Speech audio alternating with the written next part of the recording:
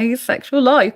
This is a place to be for education about asexuality. I cover dating, relationships, confidence, self-love, and self-care. So don't forget to subscribe and hit that bell icon right now. If you're new to me, I am in fact an asexual author with my own book published in imprint, Quirky Books, and I've got a number of books published on Amazon, so go check these out. Diary Confessions of a Hyper-Romantic Asexual. If you're into dating and relationships, Asexual Perspectives, 47 Asexual Stories, and grab a copy of my autobiographical fibromyalgia self-help handbook, all on Amazon. So let's crack on with tonight's show. So yes, the way people deal with conflict and differences determines the quality of your relationships. What do I mean? So in a relationship, you have to have open, honest communication at all times throughout the whole relationship, whether it's a friendship, romantic relationship, or even, business relationships. Business relationships tend to be a bit more formal, but if it's a friendship or friendship, dating scenario, romantic relationship, all of these types of things, they need lots of open, honest communication, right? And this means we need to share our feelings with the other person, because the other person doesn't automatically know what we're feeling or thinking. So I guess, have you ever been one of those people in your life where you thought this other person that's in front of you should just know how you're feeling, just know what you're thinking? Yes, I have been guilty as charged with that in the past as well. I felt that if someone really loved me or really cared about me, they should be able to read my mind and know what I think and feel, because they should understand me and they should automatically know. But that's not how it works in life. In life and relationships, we have to understand that it's up to us to express our feelings, express our emotions, and explain how we feel to people, not expect them to be a mind reader. So what does this look like in practice? It means that if someone's done something to upset you, you have to try and have the courage to speak up about it and address the behavior. You do not say this person's really horrible, this person's nasty. Obviously they're horrible and nasty, they're abusive, then you don't need to tolerate that. And depending on the severity of what they're doing, if they're being abusive, then you would have to leave that situation, right? I'm not talking about people being abused. I'm talking about conflict where someone has hurt your feelings, but they're not hitting you or being abusive or anything like that. I have to make that clear, right? We're talking about situations where it's friendship or romantic relationship, or even just an acquaintance, right? Where someone says something to you that has upset you, right? You have to obviously realize, is it safe for you to say this to the person? Because you have to address this with a person. Hello, Grayson. Hello, everyone in chat. So you have to address something with a person. You can't expect them to be a mind reader or for them to understand you and read your mind and what you're thinking and feeling. So you have to share your feelings and share your emotions and share what's on your mind. You address the behavior that the person's done rather than attacking the person themselves, right? So you'd have to say, for example, when you did this, I felt this. It made me feel sad. It made me feel angry. It made me feel unseen. It made me feel unheard. It made me feel unappreciated. It made me feel not valued. It made me feel that I just wasn't understood. And, they might not even realize. A lot of people don't even realize how they make others feel, because unless you say something, people are in their own little world. They're kind of oblivious to other people, right? Unless they're really tuned into your emotions. And even then, if they've got stuff going on in their own life and in their own mind, their own emotions can override what they're trying to understand about you, right? Because that's kind of a block to understand you when they got their own things buzzing around in their head, right? So it's up to you. Hello, people in chat. It's up to you to express your emotions, to express how you feel, and have open, honest communication, right? But a lot of people are not doing this. So if you've got differences with someone and you've got conflict, like a situation that would cause conflict, but you need to address it, then it's how you handle this which determines the quality of your relationships with other people, and if a person's right for you or not to be in a relationship with, or even stay in a friendship with. This is very important. So let me give you some examples of what I'm talking about. So, for example, someone might come back into your life, right? And they did you wrong. They were they did you wrong in some way, right? And you left that situation because it was no good for you, right? Which you should do. Okay. And this person comes back into your life, right? And they say they've changed, right? Saying they have changed is meaningless without actually showing you they've changed. If the person comes back and they say they've changed, right? Are they showing change, or are they just doing verbal diarrhea? As in, they said they've changed, but they've not really. So if the person comes back in your life, they did you wrong, ask yourself, are they saying sorry to you? Are they saying sorry for wronging you? Are they holding themselves accountable and saying, look, I realised I did the wrong thing? And they share with you what the wrong thing is, so they know what behaviour they did was wrong, right? And then they talk to you and say, I realise I hurt you, and you had every right to feel that way and to do what you did, or every right to, block me or leave my life, right?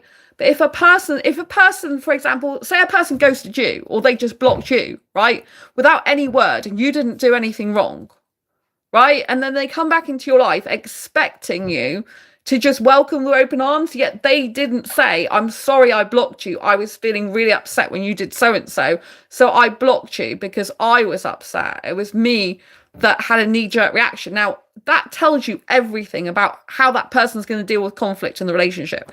If someone can't express their feelings and emotions to you and say, hey, when you did this behavior, it made me feel upset, it made me feel hurt, unseen, unheard, and I really am feeling not good about it, right? And I'd like to discuss it with you, or I can't discuss it with you right now because I'm feeling really upset and hurt, but I like to understand why you did what you did, right? So, they need to express themselves. If all they're doing is ghosting you or blocking you, and then they want to come back into your life again, that says everything about how they're going to handle conflict. It means every time something happens in the relationship or friendship that they don't like, they are not going to come to you and have a discussion about it with you to try and resolve it. They're going to shut down and they're going to move away. They're going to shut down the conversation and go out of your life, or they're going to shut down and pull back from you, even if they don't go out of your life, right? This is not healthy communication, right? And this shows whether they're an avoidant type of personality or not, right? If someone's an avoidant attachment, they avoid conflict, they avoid difficult conversations, they avoid sharing their thoughts, feelings, and emotions, and they shut down in conflict, which is no good if you're going to have conflict in relationships, because every relationship and friendship, including healthy ones, has usually some type of conflict. They have some differences of opinion, some differences in attitudes, beliefs, morals, and values and ethics, right? Obviously, if those differences are too big, then you'll have to, eventually, if you can't feel good in each other's company with those differences overall the majority of the time, then you have to part ways because you're not compatible, right? There's compatibility issues going on here. But you have to understand that a person who shuts down during conflict, who shuts down and doesn't express themselves, who doesn't have accountability for their actions, if they do come back in your life, doesn't say sorry, and takes no accountability for the part they played, then this is not healthy for you to be in that connection with them or that relationship with them. And it won't work as a healthy relationship, right? So if you've got differences in a relationship or friendship, you need to talk about them, even if they're hard, and share your thoughts and feelings and how you are, and say the truth to each other, even if it's not necessarily what the other person wants to hear.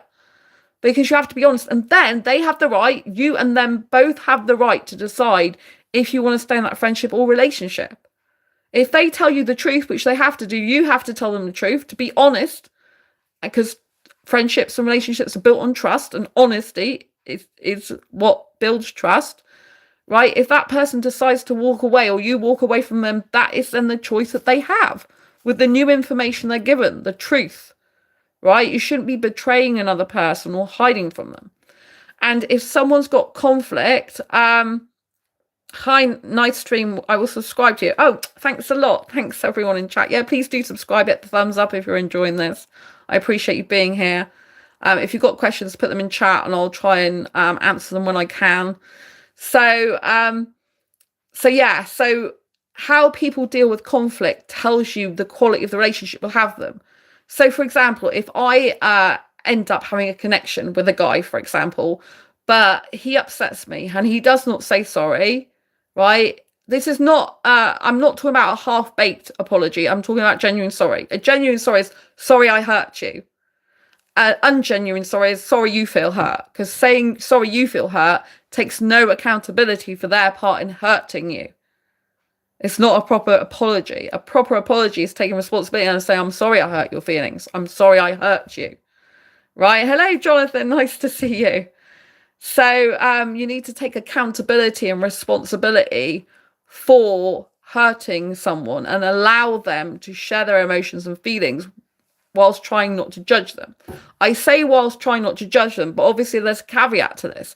Like if they tell you something, you find something out about them that's really horrible, like, I don't know, they hurt one of their family members, for example, right? They were physically violent, aggressive to one of their family members. They're likely to be that with you as well. So based on that information, I'm saying that we have to try and be non-judgmental, but you will have to judge for your own safety what that person is telling you. I don't believe in being, I don't believe that non-judgmental completely exists, because in order to keep ourselves safe, we have to make judgment calls.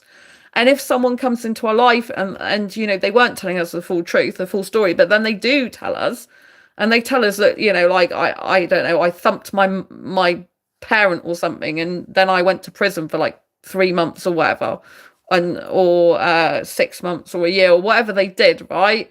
Then that's information that you can then decide if you want to stay with that person or not. So in that respect, yeah, you can provide a safe space for them to tell you what they did, right? One is you have to see if there's any behavioural changes in that. 2 is, you have to see if there's any remorse when they're saying it. 3 is you have to understand, have they made any changes in their life since they were doing that, and what type of person they are now. But 4, it's really a red flag for they're likely to hurt you. Some people can change, some people can end up in therapy for a lot of years and change, but you should never be with someone based on the fact they could change. You have to be with someone based on who they are now, not who you perceive they might be or might become and the better person they could be, right? I have a tendency to see the good in people who are really not necessarily good to me, right? Because I have deep empathy, and I'm sure some of you do. But we have to use discernment and understand that it's not our responsibility to solve people's problems and be a therapist to them. They need to get the proper therapy, which is independent, away from you, to be able to solve those problems. There was an Indian guy actually that came to me a few weeks ago via Instagram, and he chose to talk to me. But he said he doesn't know what sexuality is. He's not sure if he's asexual or not. But he does something that I personally don't agree with, right? And so I said, he needs, like, he goes, oh, but I'm trying to stop that, right? I don't know how much I should share with you, because obviously I'm not in touch with this person anymore. But anyway, they said something and I didn't like that. And I said that, some asexuals do that. I don't personally like it. And so it wouldn't be suitable for me to even entertain a relationship with someone who does that, because I wouldn't feel good. It wouldn't be suitable for me. And then he changed what he's saying, going, oh, well, I'm giving that up. And I'm like, well, that's not what you just said. You said you like doing that, right? So again, already I thought he was lying. I thought he told me the truth and he's lying based on my answers. You shouldn't lie based on someone's answers. Me and him are just not compatible. Right? Again, if that person was compatible for me, he'd come back in years to come if he decides to not do that anymore for himself. But it's not up to me to change him, right? I shouldn't be having a friendship or relationship or connection with someone based on someone I wish that person to be, or based on changes they might make in the future. I need to decide for myself where I should be with a person based on who they are now. And the person they are now is not suitable for me because I don't like that particular thing. It doesn't feel good to me. And as we know, I really like Indian guys, and I don't want to end up being attached to an Indian guy who's no good for me. It doesn't serve me. It doesn't help me. So I did block him. I told him I'll block him for our own good, because he needs to find a good person for him who's fine with him the way he is. And I need to find someone else who's suitable for me the way I am, right? So it doesn't mean to say that differences can't be just those differences, but you know, you have to understand that sometimes we're too different from other people to actually make a relationship or friendship work. And we have to amicably, hello, Jake, we have to amicably um, end things, you know, sometimes, even if it's short lived. But we have to look at the quality of our connections, the quality of our relationships, the quality of things around us, you know what I mean? But especially with close friendships and romantic relationships, right? If that's what we're into, we have to be using discernment. So you have to look at this person. Can this person deal with conflict in an emotionally mature, effective manner where they're present in the moment, right? If those answers are no, you're not going to be in for a good, healthy relationship, right? They have work to do on themselves if they want to do work on themselves. If they don't, then leave them be as on their own, right? But I've had guys that come back into my life. They've done something which, you know, is not particularly nice. And instead of saying, look, I'm really sorry, I screwed up, I did this, I know it must have been hurtful for you, and I'm sorry, I'll take full accountability and responsibility for it, and actually act like that through the follow-up, not just talk hot words, then, you know, these people are no good for me, right? They're no good. They're not healthy to be around because they won't deal with conflict effectively. It means like if someone blocked me, right, and they have recently come back, and they blocked me, I can't blame them for what they blocked me for because I might have done the same thing, right? Because I kissed an Indian guy, right? You know that I kissed an Indian guy, right? I wasn't dating or in a relationship with anyone. I had a guy interested in me, and who blocked you, babe? A guy blocked me. I'm not going to reveal his identity, but basically he blocked me, which is fine. I'm okay, you know, because I don't need the validation of a guy. But the reason he blocked me was because I was kissing an Indian guy, right? I wasn't dating this guy. I was not in a relationship with this guy. This guy found me on my channel here, which he might even be watching now, right? But he found me on my channel here, right? And he came up in Facebook, right? And he was interested in me romantically, right? I'm not going to reveal his identity, but he was interested in me romantically, right? So I believe that the best and quickest way that you can find out if you're compatible with someone is obviously having text messages with them and a video call. But in the text messages, I found out we were very different people.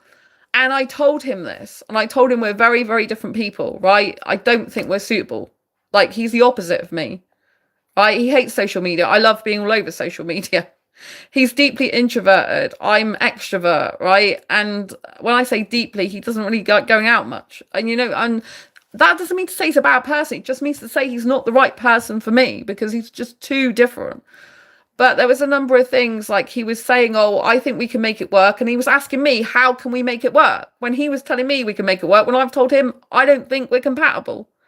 So instead of him actually taking responsibility for that and say he was the one who's saying that I think we're fine we'd be compatible, instead of him then following through on that, he then put the onus and emphasis and responsibility on me to find out how that would work when I said I don't think we're compatible. So that is switching from taking responsibility for him seeing that we are compatible and explaining to me how that would work, and then putting the emphasis on me. That switch of responsibility and accountability from him to me is a sign that that's not a good sign, right? Because someone shouldn't be doing that. They shouldn't be telling you how things are and flipping the script so that you have to prove how that is the way they think it is. So basically you've got to prove their own perception, which is their perception, not my perception, right? I shouldn't have to prove that. Why am I doing that? It's not healthy for me to do that, right? That's valid. Honestly, it was a good decision from you. If you don't feel like comfortable with him, then it's a big no. Comfort is a huge key. Cheers, girl. You did right. Oh, thank you, Anushka. I appreciate that a lot. You know, it wasn't easy to do that, but I had to say the truth because he's asexual in the UK. And it's quite hard to find an asexual guy in the UK, but I still have to find a compatible one. And we're just two different people living completely different lives, pretty much. We have a couple of things in common, asexuality, and we both got like a business mindset. But other than that, we don't really have much in common. Do you know what I mean? So I don't see how that would have worked. And I was being honest with him. And That's what, and he came back into my life. He didn't say, sorry, I blocked you, I was upset. I worked out he was upset. And I said, I realise you're upset and that's why you blocked me. But I was saying that. So I was kind of taking responsibility for the way he felt by saying that. I was understanding him, right? But not at one point did he come and say, look, I blocked you. I'm really sorry that I did that. I reacted in that way because I was upset that you kissed another guy and I already had feelings for you. But, you know, I wasn't dating him. I wasn't in a relationship with him. I was just going to do a video call with him so I can do what I like with other guys because I'm not dating that guy. I'm not in a relationship with that guy. Do you know what I mean? I was going to do a video call, which was my suggestion. It wasn't even his suggestion, even though he came into my life. Do you know what I mean? But he blocked me. The fact that he could block me so quickly without actually saying to me, look, I saw on your video that you kissed an Indian guy and it really upset me because I already have some feelings for you. If he can't say that to me, he'd be no good in a conflict, in a relationship with me. Me and him would be no good because he would just shut down and go off. He would just disappear and then come back when he could deal with his own emotions better, right? You know what I mean? I'm using this as a real life example from my life because I always share my own asexual life journey in order to help others in theirs because I think people need to understand the situation. I'm not saying he's a bad person, but we're just not compatible. Anishka, I do know what you mean. People judge a lot, which is so bad. He should have asked you about your intentions before blaming you for no reason. Well, you know, I am free to do what I like as a single person. I'm free to date who I want, free to have a relationship with who I want, and free to kiss anyone I want. That guy had only been in my life for a few days. And it was me who said, like, let's have a video call to chat to each other. It was my suggestion, right? Someone who's really interested in you as much as he said he was, he would be messaging me in the morning and he would have asked about the video call rather than me. Do you know what I mean? Like, actions and words both have to match up and align. If someone says, oh, I really like you, I'm really into you, fair enough. But it's like, okay, so you're really into me. But like, okay, if I was really into someone, I'd be thinking about them in the morning, not just partway through the day. Do you know what I mean? I'd be there messaging them, but I'd ask them, you know, I asked him for the video call, but then we didn't do the video call because he blocked me, which is fine. I understand he blocked me because he was upset that he knew I kissed another guy, but I was open about that. But isn't it a bit dangerous if you meant someone online, especially when someone is into you, because you've got to be very careful? Well, yeah. I don't know this guy, you know? So, I mean, obviously I chatted with him a bit and we had like voice notes as well as text. And then I was just on about a video call. You should always video call with someone before you ever even think about meeting up with them, because obviously that's a safety thing. People might not be who they say are. Plus his photograph is different to how he sent me an up-to-date photograph in the messages, and it's different. It's older, but he's older than he looks in his picture. So, you know what I mean? Like, why is that? Why does he look older in real life than he does in his picture? Because our picture is probably quite old, like when he was younger, if you know what I mean. So, yeah, you do have to be very careful because people can say whatever they want. Did he seem creepy to you? I wouldn't say creepy. I would just say that there's inconsistencies between actions and words, I think. And I think it's infatuation with him, personally. I don't think it's anything like seriously into someone. I think it's infatuation. There's a big difference between infatuation and someone who's seriously into you. Someone who's infatuated with you will talk about your looks and they'll put you on a pedestal. Someone who really genuine likes you will talk more about your personality and what they like about you, and they'll want to get to know you as a person. And they'll take steps to find that out, and they'll be congruent in their social media and in what they say and what they do. And there was a bit of incongruency there for me, but I'm very good at paying attention to details. Like I said, the photograph on his actual picture is different to the one he personally sent me. There's an age difference there. So why does someone feel the need to use a different photo? I know some of my photographs can be older as well, so I do get that. Not everyone changes all the pictures all the time, but you know, and he's not active on social media like I am. But you know, the one picture that's on there is different to what he looks like in the. He did send me a picture of himself and what he looks like now in Facebook. So what I know, but I'm thinking, why isn't he putting that on his profile? Why has he got such a younger looking version of him? It raises questions and a red flag for me personally. Do you know what I mean?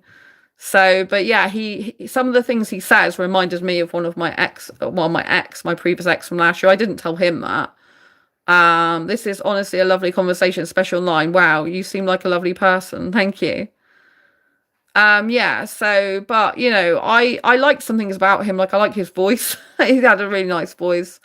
He did send me a lot of messages and voice messages, which I did really like. He lived in the UK, he was asexual, so had that in common. He has a business mindset. I like that about him. So there was some things I really liked about him.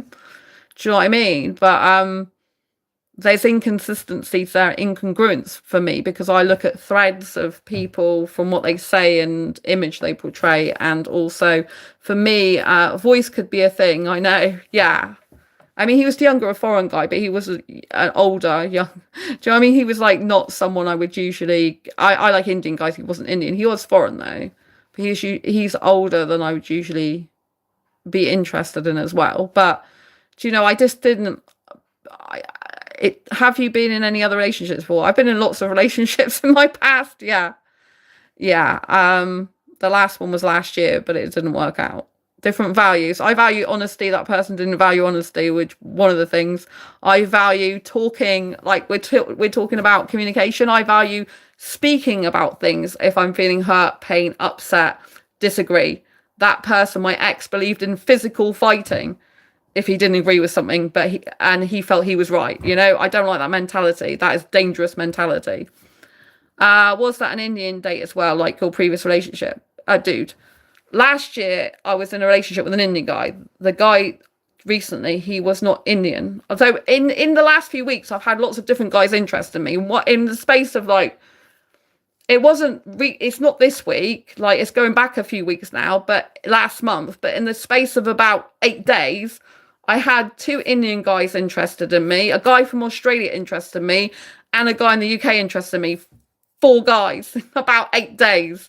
It was really weird. All unexpected turned up at once. Like, oh my God. And then I met an Indian guy in real life that I ended up kissing. No relationship there. I just ended up kissing him. He doesn't want a relationship. And I told him I don't want something casual. I met him in person unexpectedly. The same day I was due to video call that person. Hello. So, you know what I mean? All of them were here, live chat. Oh, no. There was only what? No, none of them were in live chat.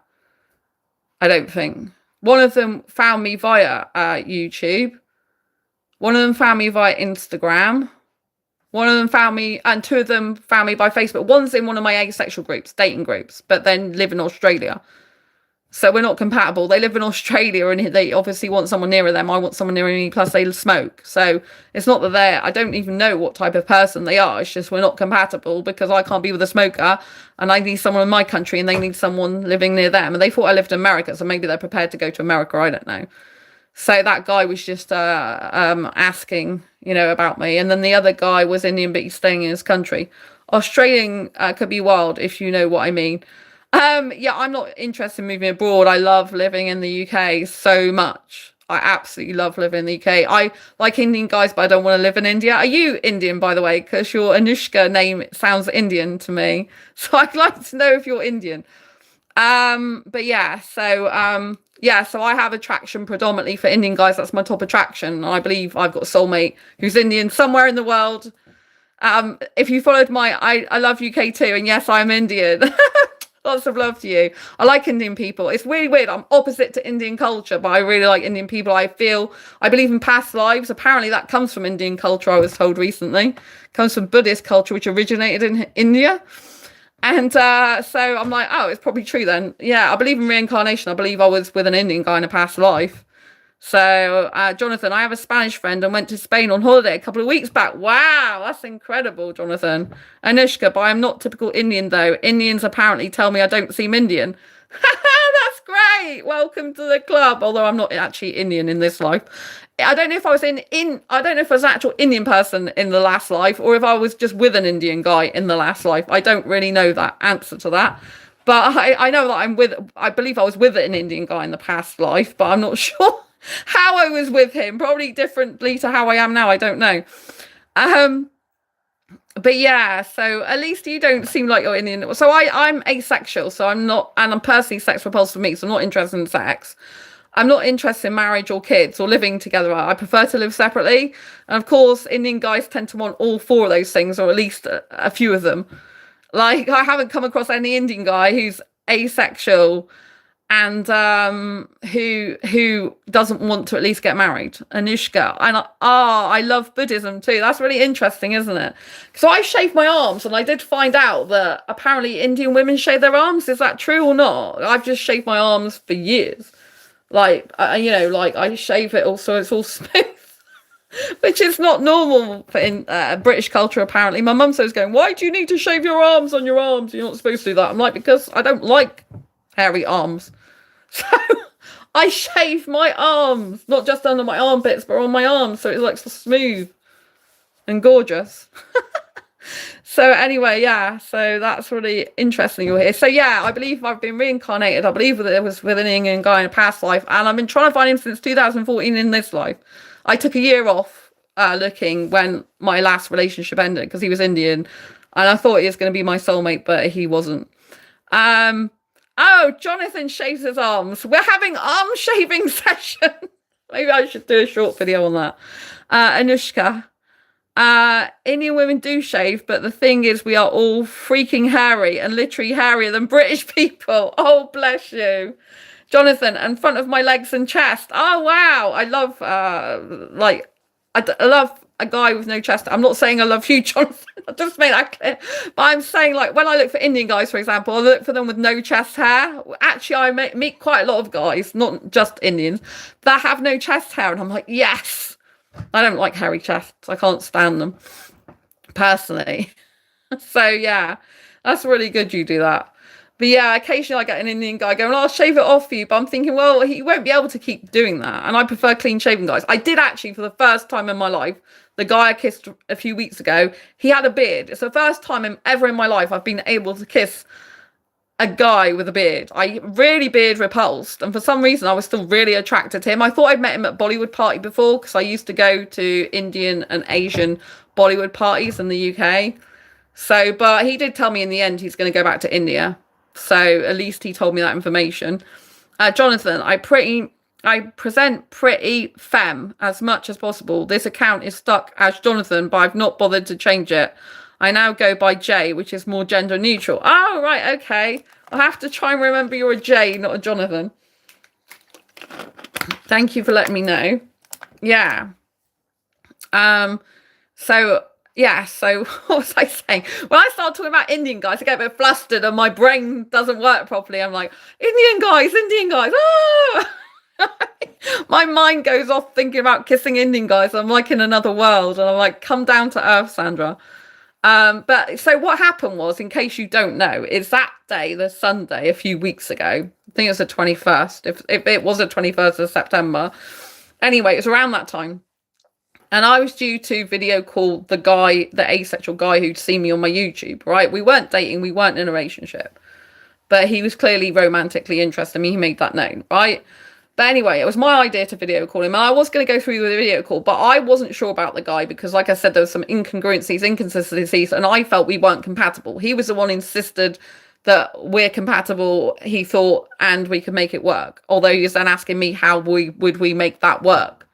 Which, again, he's like, I don't want to take responsibility for someone else believing we're compatible when I believe we're not. You know what I mean? It's like not my job to do that, right? If he believes that, then it's up to him to explain how that happens, not up for him to turn things to me to be able to justify his own thoughts. That's not, again, taking responsibility. So do you see what I mean? When you go into conversations with people, you can ask yourself, does this person take responsibility? If a person is saying their opinions and beliefs, yet they're asking you to justify or work out how their beliefs would work in practice, that is a red flag for like not being good at taking accountability and responsibility. If someone comes back into your life after blocking you, right, they could keep you blocked. They don't have to come back into your life. If you did something that they were upset about, right, then they can choose to carry on blocking you, can't they? But if they blocked you, like in this case, they blocked me because they saw on my channel that I kissed an Indian guy, which I was quite open about. I knew they were watching my channels, they'd see that. And I did actually go to write them a message to say about that, but I still was having the video call, but because I'm single at the moment, but they will re-block me by that time. Then, if they, they could have left a message before they blocked me and saying, hey, I saw you kissing an Indian guy. I understand. You've told me we're not compatible. You don't think we're compatible. I know you like Indian guys because you already told me that. And I feel upset about the whole situation, you kissing an Indian guy, because I really like you. So either they'd have to share how they feel and say, I'm really upset, and to be honest, I feel I couldn't do the call with you tonight, or I'd have to do it at a different time, or I'm just too upset to do it now, or I need time to think, or whatever, although there's nothing to think about because we weren't in a relationship or dating. But anyway, do you know what I mean? They could have dressed it like that, or they could have blocked me and saying, look, I realise you said you like Indian guys. You feel we're not compatible. I've heard you. And I think it's best for both of us if I just block you so we're no longer in contact because it's painful for me. That would have been an honest, open communication. And that would have been like something you can work with should that person come back into your life again, right? But as they blocked me, they came back. They didn't say, I'm sorry I blocked you. I was upset. I said to them, I understand you blocked me because you're probably upset about me kissing another guy, even though I was single and not dating you and in a relationship with you. Do you know what I mean? But he should have been the one who came in and said, look, I'm sorry I blocked you. Right. And then he did say that he felt I did the right thing by kissing the Indian guy. But I mean, I don't need his approval anyway. But he did say, I think I did the right thing by me. But you know what I mean? But he didn't acknowledge, it was me who brought up the fact he blocked me. It was me who brought up the fact he's probably upset.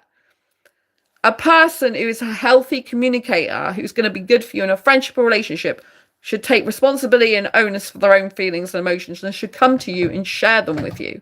Share their upset and why. Share their feelings with you and why. But if their instant response is to just go from your life, that's fine if they stay out of your life. But if they intend to come back into your life, then how can you trust a person who just like that, went like that and just went out of your life and basically blocked you and ghosted you, right?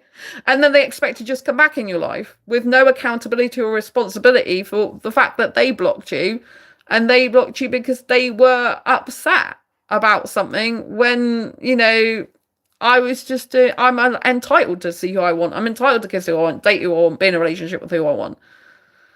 Because I wasn't dating or in a relationship with them. So I'm a free agent. I can do what I like. And at that point in time, I wasn't unsure about him because I felt confused because he was telling me he thinks we are compatible. I was saying we're not. And he was like, oh, I think we are. So tell me how we can be. And I'm like, do you know what I mean? The onus on me, that's not fair on me. It's up to him to explain how he thinks we're compatible, not up to me if I don't believe that. Again, it's not taking accountability or responsibility.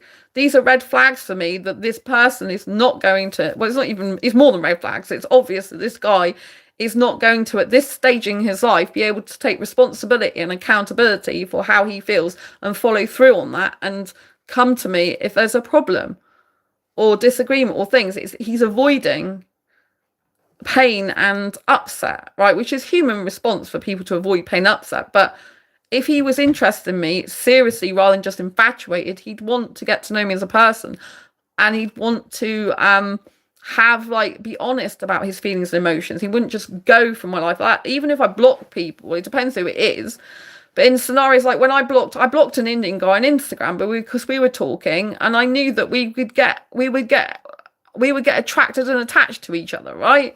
Because I was having a message conversation with him on Instagram, and he was saying he did something that I was saying I don't personally, it would not be suitable for a relationship with me, because I don't believe that's right. For me personally, I may as well tell you it's porn, right? I can't be with a guy who watches porn, but there's a lot of asexual guys and women that do, right? I can't be with someone like that. It doesn't suit me. I see that as cheating. That's the way I am, right? In a relationship. And if someone's porn addicted and they can't stop watching it, they like watching it, they get stress relief or whatever, it helps them do whatever, masturbate to or whatever, that's their business, right? They're entitled to do that. They're entitled to live that life. And there might be lots of other people that accept that and think it's fine, right? But I'm not that person. That goes against what I believe is healthy for me in a relationship with someone. It's not in alignment with what I want with my needs. Right? So I have to think about myself when I'm thinking about getting into a relationship or dating scenario, and that's not for me. I know it's not. And instead of him just saying, accepting it, you then start saying, well, I'm giving it up and I haven't done it for so long, blah, blah, blah. And I'm like, well, you've just told me you like to go to sleep to it or stress relief to it, and you like to sleep to it. So that's not true, is it? And then again, that now feels like he's lied to me and I can't trust him.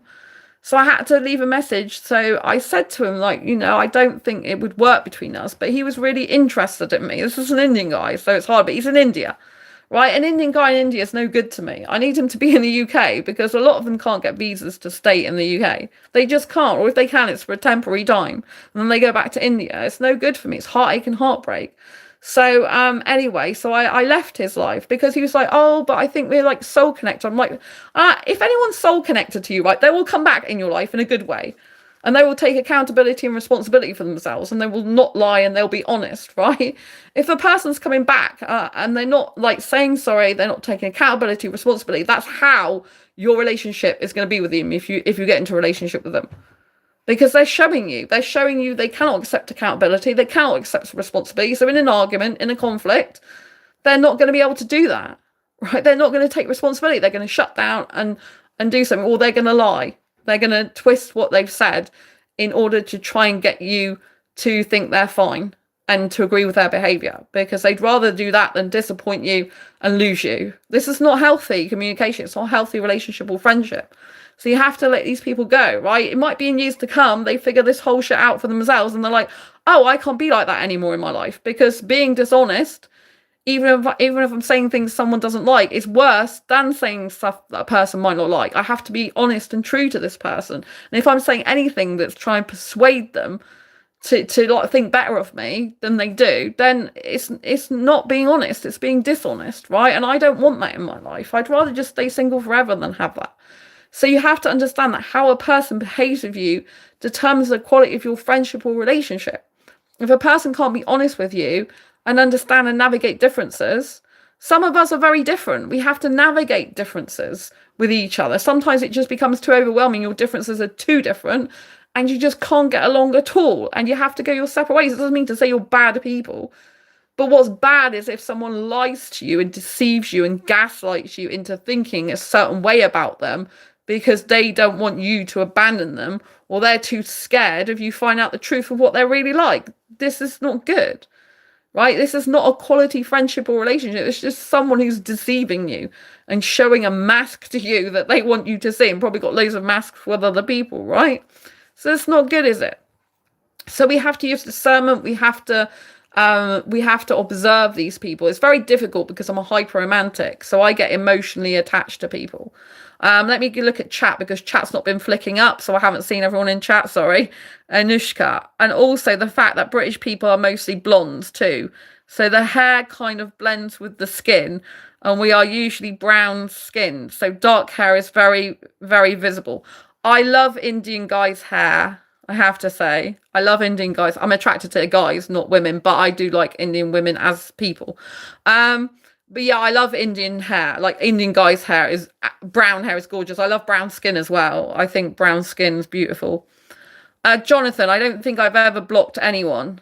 Only situation why I'd ever block someone is if I repeatedly told them to stop messaging and they ignore. That situation has never happened though. Right, blocking is really important, right? Because you are filtering out people that are not suitable for you in your life. So people see blocking as a bad thing, but it's not a bad thing, right? If someone is coming into your life and they're not suitable for you, maybe they've deceived or lied to you or anything like that, then blocking is the best way to protect your peace. That way a person doesn't have access to you anymore. I block a lot of people, a lot of guys that, they can't. If a guy decides to come back into my life and he's already lied to me, I don't want that guy having easy access to me. I don't want him being able to drop in my inbox anytime he feels like it. Like the guy that blocked me, the one I've been talking about, you know, because he was upset I kissed an Indian guy. I saw he blocked me, right? And I blocked him back. Why? I didn't tell him I blocked him back because obviously he'd blocked me. Why do I do that? To protect my peace.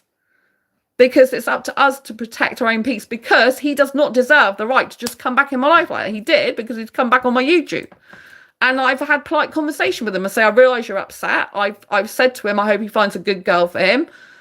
And it's not meant to be between me and him. And I wish him all the best, you know, which is fine, because I do wish him all the best. I hope he finds a compatible person for him. But me and him are just complete opposites.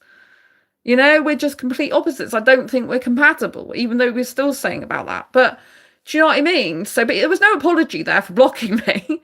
That's what I mean. Do you know what I mean? That shows me that he's got no, like, it's not accountability or responsibility for the fact he did that. He could have said, look, I was really upset and I blocked you. I'm sorry I blocked you, but I was feeling really upset because I really liked you and I saw you with another guy and it immediately made me really upset and not want to talk to you anymore. That would have been fine, but that's not what he said. He came back, still telling me how much he liked me and can't stop thinking about it. Do you know what I mean? So, but blocking is fine. It's like, basically, it's like you should only allow people into your social media life who you know, like, depending on how intimate you want. Like, so for example, with Facebook, right? If someone comes in my inbox, that's my own intimacy setting online, right? Someone doesn't deserve to be in my inbox if they have already blocked me. If they've blocked me, it's like I'll block them back so they can't easily come back when they damn well feel like it and mess with my emotions. That protects my peace. That's a safety mechanism for me. Right? We should be using discernment. I don't let anyone into my life, because I let anyone into my life, what does that say about me and my integrity and my safety? Would you accept anyone in your lounge to come in? I'm saying anyone now, not just you, Jay. But you know what I mean? I always think of like blocking as like sifting people out, filtering people out that you don't want in your life, in your virtual home. So imagine this person is coming into your lounge, right? They knock on your door, they come into your lounge, right? If you don't want them in your lounge, why would you have them in your virtual like lounge inbox? You wouldn't. If a guy blocks me, that's his loss, right? If he decides to block me for whatever reason, that's his loss. That's up to him.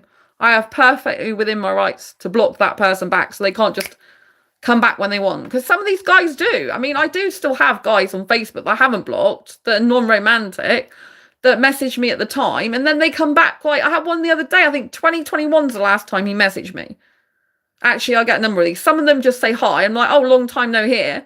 But some of them, like, I said to one of them, I don't understand why you're messaging me, because it's been like 4 years since you last messaged me. And they start laughing like it's something funny. So I blocked him. I'm like, why do I need to be laughed at? It's him that hasn't messaged me for 4 years. That's not nice. He could have said, yeah, I know. I'm sorry. I haven't kept in touch. I just popped back in your inbox. But he didn't. He's laughing at me. Why do I need to take that, right? And again, I have to block people on this channel. I have to hide users on this channel, people that are really nasty, trolls, to keep this environment safe for people. Because if I didn't do that, you wouldn't feel safe on this channel. You'd see the trolls. I delete some comments, I delete some nasty stuff, and I delete, I don't delete absolutely everything. There's still some stuff that's not great that's aimed at me on here. But I block a lot of it. You hide the user. They can actually still see your channel. They just can't comment on it with YouTube. You can't completely block them as in they don't see your content anymore, unfortunately. Do you know what I mean? So they can still see it whether you block them or not. You hide the user. But that is to protect me and to protect my community. If I didn't do that, this community wouldn't feel safe for people to share what they do in comments. Some people tell me their life story in comments or a section of it.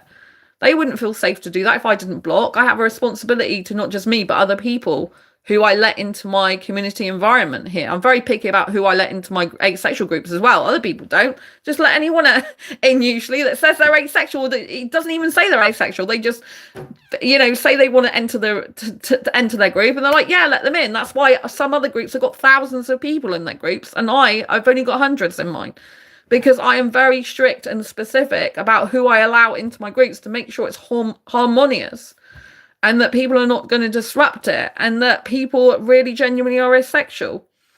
Anushka, good. Lots of love.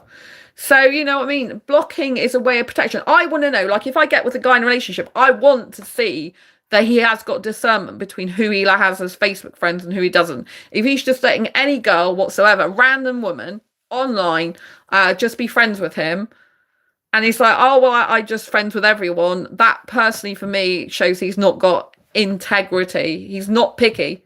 He'll just accept anyone into his life. And I then feel that he's not got boundaries with other women. And so therefore I can't trust him. Like I have like over 200 people on Facebook that want to be my friend.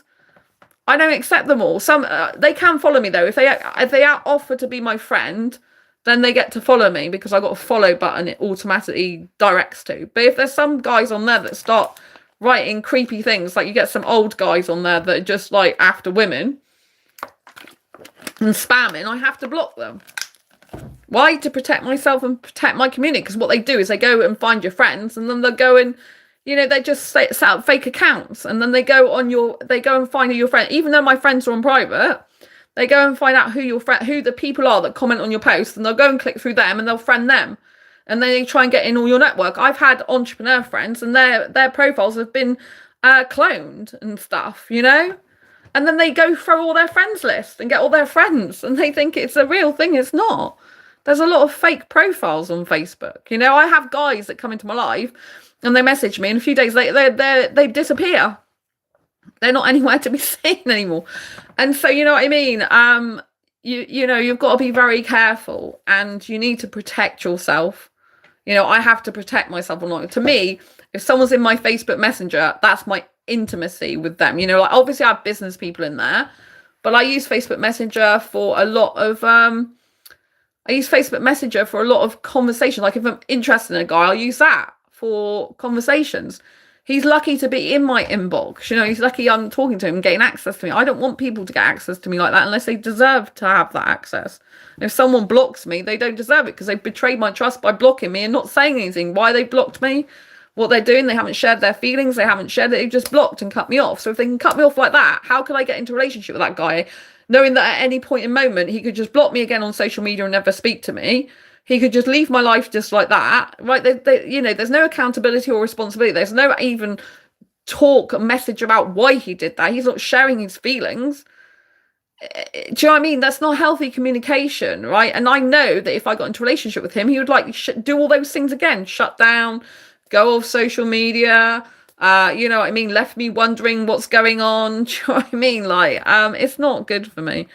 Anushka, do you know Huddersfield? I was born up north, but I've heard of Huddersfield, but I don't actually know the area because I live in the southwest. My parents moved me to Devon when I was 1.5. Huddersfield is a place in the UK. I think it is up north, isn't it, Huddersfield? Is that where you live? West Yorkshire. Yeah, my family are from Yorkshire, so I thought it was around that type of area. So my parents, my grandparents, parents used to be at Sheffield years ago. My grandparents are dead now, but my parents live in Dawlish now. So yeah, I was born in Nottinghamshire, Mansfield in Nottinghamshire. I was born. Oh, Jonathan lives in Reading. Oh, Jay, sorry, I need to call you Jay, don't I? Not Jonathan anymore. But people don't know what I'm talking about if I say the word Jay, because they'll be like, there's no Jay in chat. But yeah, so yeah, I live in Exeter in the southwest of the UK. So yeah, it's nice to meet you on here. So yeah, I always feel like home when I'm around Indian people. Yep, I am in UK. I'm an international student here. Just graduated in July. Yay! Oh, congratulations! Woo, woo, woo, woo, woo! I love the hearts as well. Oh, that's really good. Congratulations. You must be so happy. Are you staying in the UK or are you going back to India, or are you doing like some work over here and then go back to India eventually? So if you're a different kind of Indian, maybe you like the UK a bit more, being a bit more liberal, maybe? I don't know. What do you think? It's nice to have an Indian person here. It's really weird because I go to Bollywood. Well, I have gone to Bollywood parties in the past, and I feel really at home there. Like I can be the only white person in the whole of like beautiful chocolate color people, Indians, and do you know what I mean? So yeah, and like I'm just like this white girl who's usually older than most people there in birth certificate age, not in mindset and lifestyle. And so it's funny, but they get used to me. Like there's that girl again. They used to say hi to me and stuff, which is really nice. But I haven't been to a Bollywood party since last year because I injured my foot at the end of last year, and I broke 2 bones in my spine last year. So I've been once to a Bollywood party. I couldn't stay the whole time because of my spinal injury. Like I couldn't go for that. I couldn't dance for as many hours as I usually would. So yeah, so I really love I love Bollywood music. When I had an Indian boyfriend last year, I used to play Bollywood music more than he did. It was quite funny. Anushka. I am planning to stay here in the UK for work, but yeah, I love the UK. I like the culture so much. Yes, one thing that I don't like about UK is literally the weather. Oh, bless you. We've had quite a long summer though, I think. But yeah. Oh, it's good that you're going to stay here for work. Yeah, I like it too. Are you into Indian guys or are you into British guys? Because I found a lot of Indian women. I know I'm going off on a bit of a tangent here for whoever's watching. I know Indian women a lot of the time like British guys. I say I like Indian guys, but even Indian guys say to me like, why do you like Indian guys? I don't understand. You know Indian guys aren't very good, don't you? I'm like, Indian guys tell me that other Indian guys aren't very good, and I hang on a minute. I'm speaking to an Indian guy, and you're telling me other Indian guys aren't. Well, you're telling me Indian guys in general aren't good. I'm like, what's going on? It's so funny. This year was a good summer. You're right, yeah. So, yes, my mind then switched to yes, it was a good summer because I snogged an Indian guy last month. Oh my god, I really enjoyed kissing him, but yeah. Apart from the last half hour, I start to feel his beard and it started to hurt my face, which is why I still much prefer a clean-shaven guy. I couldn't be kissing a guy all the time with a beard because it would just hurt me too much. I didn't notice. I was kissing him for about 2.5 hours, I think, with toilet breaks. So I'm a hyper romantic and a hyper kisser, so I just kiss longer than anyone I know usually. But the thing is, when Indian guys kiss me, they think other women are going to kiss them like that. Or even if it's not an Indian guy kiss, I kiss Pakistani guys sometimes too. And because there was a guy who came back in my life a few months ago now, and he was Pakistani, and I can even remember him. And then he's like, "Oh yeah," he came on Instagram, and he's like, "Oh yeah, we had a date. We were dating." I'm like, "When?" He's like, 2 years ago. I'm like, "Oh, I can't remember." I think it's hilarious, but I can't remember, guys. And he's like, "Oh, and anyway, he said, "Oh, I wasn't aligned with what you wanted, but now I think I am." Again, listen to this, right? I'm trying to explain how important language is, right, in determining how someone is going to be with you in a relationship or dating scenario, right? He said, "I think I'm aligned with you now." That's wishy-washy. You need a person, right, for relationship or friendship who knows what they want, who knows their own mind, who's confident in themselves, who doesn't have to pretend to be something they're not to get people to like him or her, or whatever gender you're interested in. Swap out for whatever gender. I'm only interested in guys, so I talk about guys, right? But swap out for whatever gender, right, that you're interested in. And so Anushka says Pakistanis look same as Indians, so I get it if you get confused someday. Yeah, sometimes it's really naughty as well. Some Pakistani guys tell me they're Indian because I say I like Indian guys, so they just automatically go, "Oh yeah, I'm Indian," and then I find out a Pakistani. I'm like, "But you're not Indian. You're actually Pakistani." And they're like, "Well, yeah, same thing." I'm like, "Well, it's actually not their neighbors or whatever." But and I know Pakistan was part of India years ago, wasn't it? They were the same kind of country or something. So they're like, but you know what I mean? When a Pakistani guy tells me he's actually Indian, I'm thinking, well, that's not actually true. You're lying. So it's like, you know what I mean? There is, you know, like some Pakistanis and Indians don't like each other, others do. But that's probably another story for another time. But yeah, well, we all know that, don't we? Some of them find the conflict with each other, and other times they'd see them as brothers together, if you know what I mean, family. So, you know, like all one big type of like family, even though they're different. You know what I mean? So I do like Irish men. I thought you might like some like white people, if I'm allowed to say that, or am I going to offend people who are white now? I thought you might like some like British, Irish. Well, I didn't think about the word Irish. I thought British and stuff like that because I like coloured skin. I have no problem with saying that because I find it very beautiful. People of colour is apparently the correct terminology before I get told off by someone who's like, you're not saying the right thing. Well, anyway. But yeah, I'm white. I'm like, okay, I think everyone, regardless of color, should just be happy to be themselves. Like where I live, it's very weird because I've heard like racism from where I live. Yeah, I love all colors, brown, black, white, yellow. Anushka said, yeah, in terms of people of color, person of color, I dated a black guy years ago. Um, but there we go. So and my long-term boyfriends have been like British white guys. But yeah, so is yellow classed as blonde? Anyway, yeah, so it's really bad because around the back where I live, I've heard racism from black person to a white person. He was really intimidating this white guy, but I've also heard a white guy intimidating a foreign guy saying you don't belong in our country. It's awful. So I've actually seen and heard both. It's awful. Like, but this recently was a black guy with a white. Literally, I saw him and he had his chest near the British white guy's chest, and he was like pumping up, going, "Do you speak English? Can you speak properly?" He was getting really aggressive, and they was like in his face like this. They were talking about something, a drink or something. It's really weird. And then I've seen people. I don't know who it was because I heard the other one. I heard someone going, "Oh, you should get out of our country," blah blah blah. And I'm thinking, why are people racist? We're all human beings on planet Earth. It shouldn't matter what color we are, how we treat each other. We should be treating each other with kindness, caringness, respect, love, empathy. Do you know what I mean? Like, what does it matter, the skin color? Anushka, how are you British white guys in general when you dated them?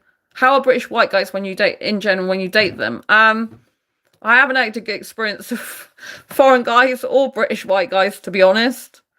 Like, I haven't found the right person for me yet, and I haven't had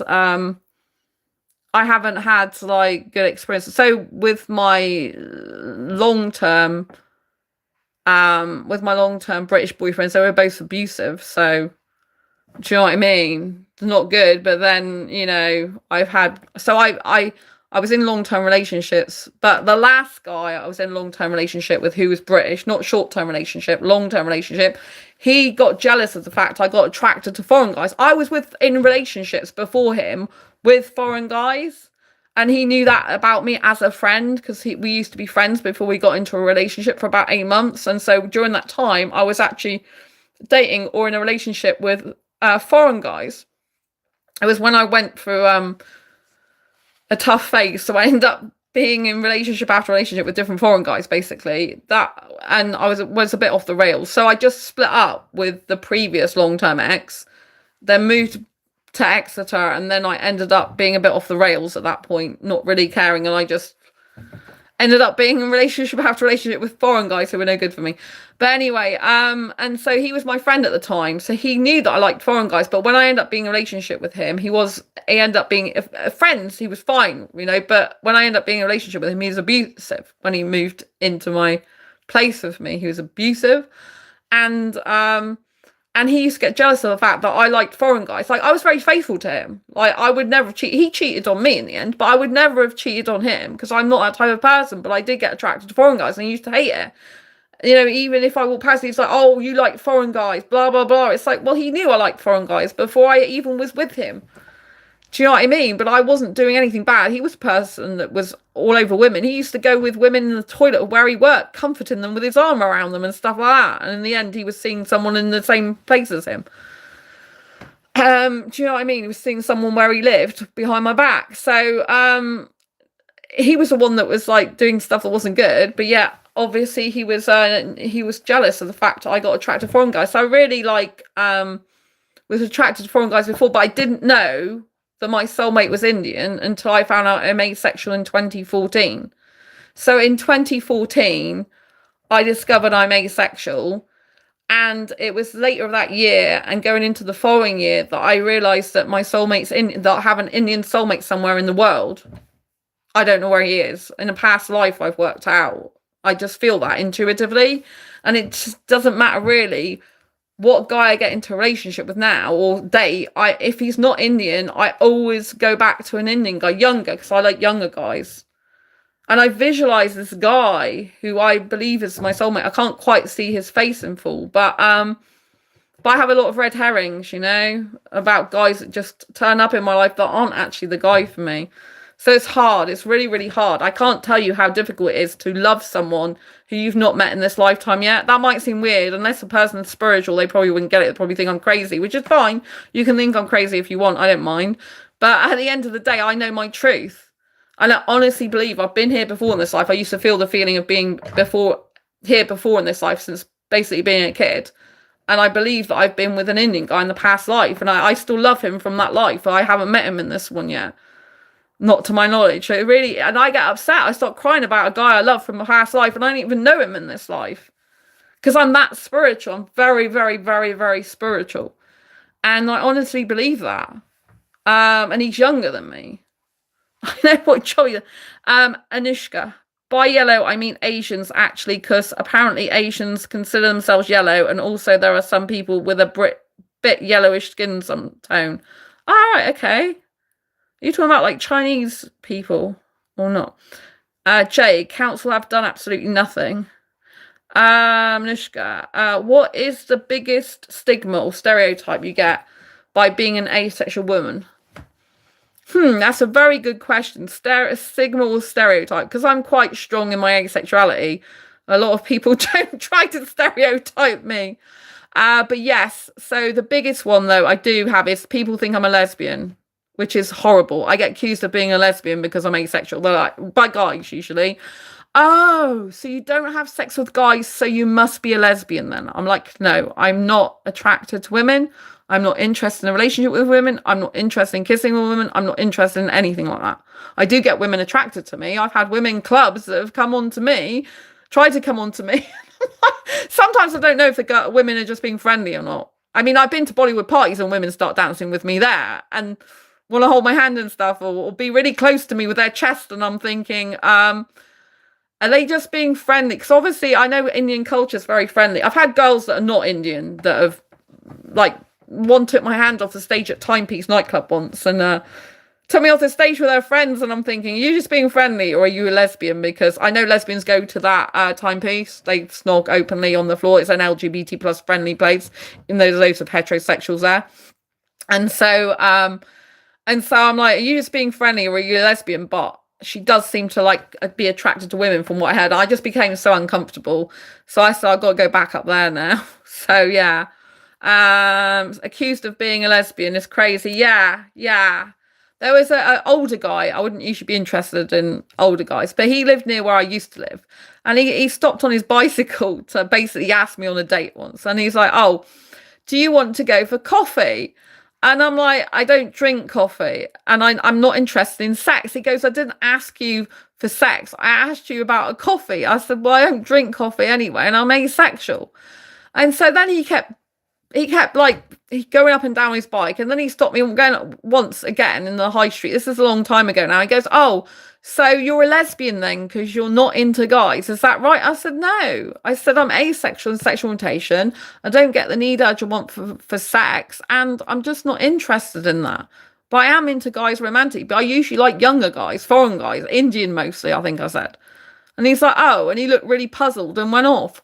And then another time he tried to set me up with his friend who had a wedding ring on. He's like, oh, you should be with my friend. And I'm thinking, why? And I found out his friends, I'm like, your friend's got a wedding ring on. I'm like, I'm not interested. I'm not interested in older guys. Like, I get some Indian guys come on sometimes. I was an Indian guy who had an asexual son. But the Indian guy came in message, but he was married. And he came in message, like, basically showing interest in me. And I said, I'm not interested in you. I'm interested in your son. I like younger guys. And I think he was quite shocked about that. But at the end of the day, he was married anyway. Why is he even looking at me? Are you tea drinking person. I don't drink any caffeine. I only drink herbal teas when I do drink tea. So like I've got a digestive tea at the moment. It's got fig and 2 other things in it, and I've got echinacea tea, that type of thing. So I don't have any caffeine whatsoever. Complete caffeine free. I haven't drank caffeine for years. I know it's not good for the body. And actually, it's not good for it's not good for bone density either, which I have an issue with bone density now, despite not having the markers for it. So yeah, I've got osteopenia. I was diagnosed this year with it, even though I don't have any markers for it. I.e., I'm under 50, not gone through menopause yet, still have regular periods, very much a lot of information there. I don't drink smoke, or I don't drink alcohol, I don't smoke, and I don't have caffeine, all three of which can lower bone density, in case you didn't know that. I didn't know that until I found out the facts of osteopenia. And then I also, my vitamin D levels were fine, calcium was fine, and there's no history of osteopenia or osteoporosis in my whole family. So that's why I'm trying to exercise with weights now. You can see me doing it, even though I have a lot of pain doing that, because I've got fibromyalgia, which is a chronic pain condition that affects the nerves and muscles of the body. And like, it causes me pain when I do exercise, but I have to do it now for my spine, because I broke 2 bones in my spine last year. And I have to do weight-bearing exercises to build my muscle, to build my bone strength up. But if you build the muscles up, it pulls on the bones, so it helps. So that's why I'm doing lots of weights, and it's hard. It hurts when I do weights. It hurts. I feel pain in my spine. My arms hurt. It hurts, but I'm screwed either way. I have far more pain now than I used to, because I got my spinal injury on top of fibromyalgia. And it hurts if I don't do, it hurts my spine a lot if I don't do exercises for it. So I need to keep it strong through weights, but doing weights and exercise hurts my fibromyalgia, makes that worse. And then with my osteopenia, I have to like try and increase bone density, because I don't want it to develop into osteoporosis, which would be even worse. But it means I'm more prone to fractures. So yeah, it's quite difficult for me. So when I do the weights, I try to do it with a smile on my face, listen to my favorite music, it helps. And obviously doing on this channel does actually help motivate me, because I'm like, you know, you can share my journey with me, and I want to inspire people that even if you do have disabilities and chronic pain, you can still do these things and be a curvy girl as well. You might notice I promote being a curvy girl, because I get sick and tired of people just thinking that if you do weights, you have to be some skinny person. Like, I'm like, you can build muscle strength even if you're not skinny. Jay, that sounds horrendous. Well done for having the strength to exercise despite the pain. Thank you. It's really horrendous. I've had to change my mindset. People don't realise how much anguish it caused me, because I had a lot of pain before with fibromyalgia. But then when I broke 2 bones in my spine last year, it's like much worse, because I have spinal pain on top of the fibro pain. If I don't exercise, it makes my fibro pain less painful, but it makes my spine hurt more. And then with the osteopenia, obviously, I have to exercise more. So it's horrible. I mean, I've had to change my mindset to think I'm screwed either way. I either be in pain all the time, more pain than I was, and get fitter, or I be in a bit less pain because I'm not doing weights, but then I get weaker, and then I have to put ice packs on because my body's getting weaker anyway, and my bones waste away more. So I'm screwed. I'm screwed with pain, but the amount of pain I tolerate now in my body is a lot. When I try to not think about it consciously, but when I consciously think about it, my pain is really horrendous. Like, I have a lot of pain. Like, I have an old injury in my arm here as well as here. This one really hurts when I do weights, and my spine starts hurting, but I'm like, you're screwed anyway. So you either be fitter with pain or less fit with pain and can't take care of yourself. I can take better care of myself now because I'm stronger, because my muscles are quite big now, and steady. I don't have someone helping me with my disabilities anymore. I used to have someone helping me, but they're out of my life predominantly now. Well, I don't have anything to do with them, because, you know, if you follow my personal story on here, you'll know that situation, I had to leave for my own safety. So yeah, I'm just basically on my own, and I'm having to look after myself. So I have to keep my body strong all the time. Even though it's painful, it hurts. It really is. I don't think many people will be able to tolerate it. Really, and I've got to tolerate this for the rest of my life. So it's really hard to get your mind around something when you're in pain. Like, I've had fibromyalgia since 2012. That is one lot of pain that's hard. But having broken, I mean, obviously the bone heals over the spine, but it heals in the wedge shape. So my spine's never going to be the right shape. I got wedge fractures, 2 of them. So the bone heals. The bone at the back stays up, but the ones at the front go inverted. I've lost the height because of it, nearly an inch in height, and so basically they never grow the same. And they grow around the wedge shapes. They don't reform into the normal shape of the spine. And so my physio at the doctor's surgery said to me that it'll take up to 2 years for the bone to fully reabsorb into the body. So you might have less mobility as well because of that. I've noticed bending backwards is really painful. I can't really do that at the moment. But I've really improved my own health recently, but it hurts. I mean, it literally hurts. And I thought my pain before was hard to deal with. This is like another level entirely. This is more excruciating pain. I'm like, it's like being in a car accident, but never getting out of your body out of that accident. That's how it feels like. It's quite upsetting, for me, because it literally is like I've been in a car crash and my body is hurting and I can't recover ever. That's how it feels like. And it feels like, my spine feels like it hurts a lot of the time. And it is awful.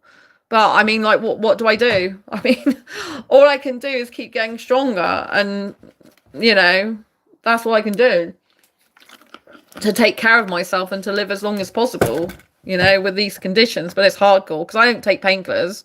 I mean, I'm allergic to most painkillers. The only things I can take are ibuprofen and paracetamol. Ibuprofen takes about 40 minutes to work, and it causes, I've been warned because I've got digestive issues that I shouldn't be taking ibuprofen because it's not great for the stomach. And I don't want to get addicted to painkillers anyway. And a lot, you can end up with side effects if you take them all the time. So I don't want to do that. So I don't take any painkillers. I take them for period pain usually, being very personal because it's horrendous. And I can't do anything with it much. So being very personal, that's what I take it for usually. I don't usually take it for fibromyalgia. I refused medication because it was antidepressants they were going to put me on. I'm like, I'm not going to be on them.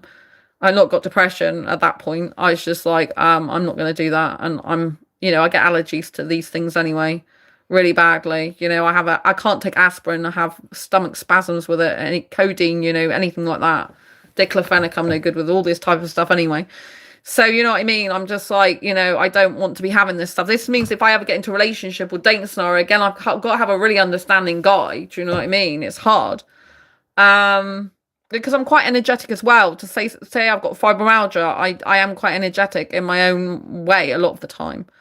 Do you know what I mean? So that is, I purposely do things to energize myself. I tend to go to bed later because I'm more energized at night than I am in the day. I'm not very good in the day.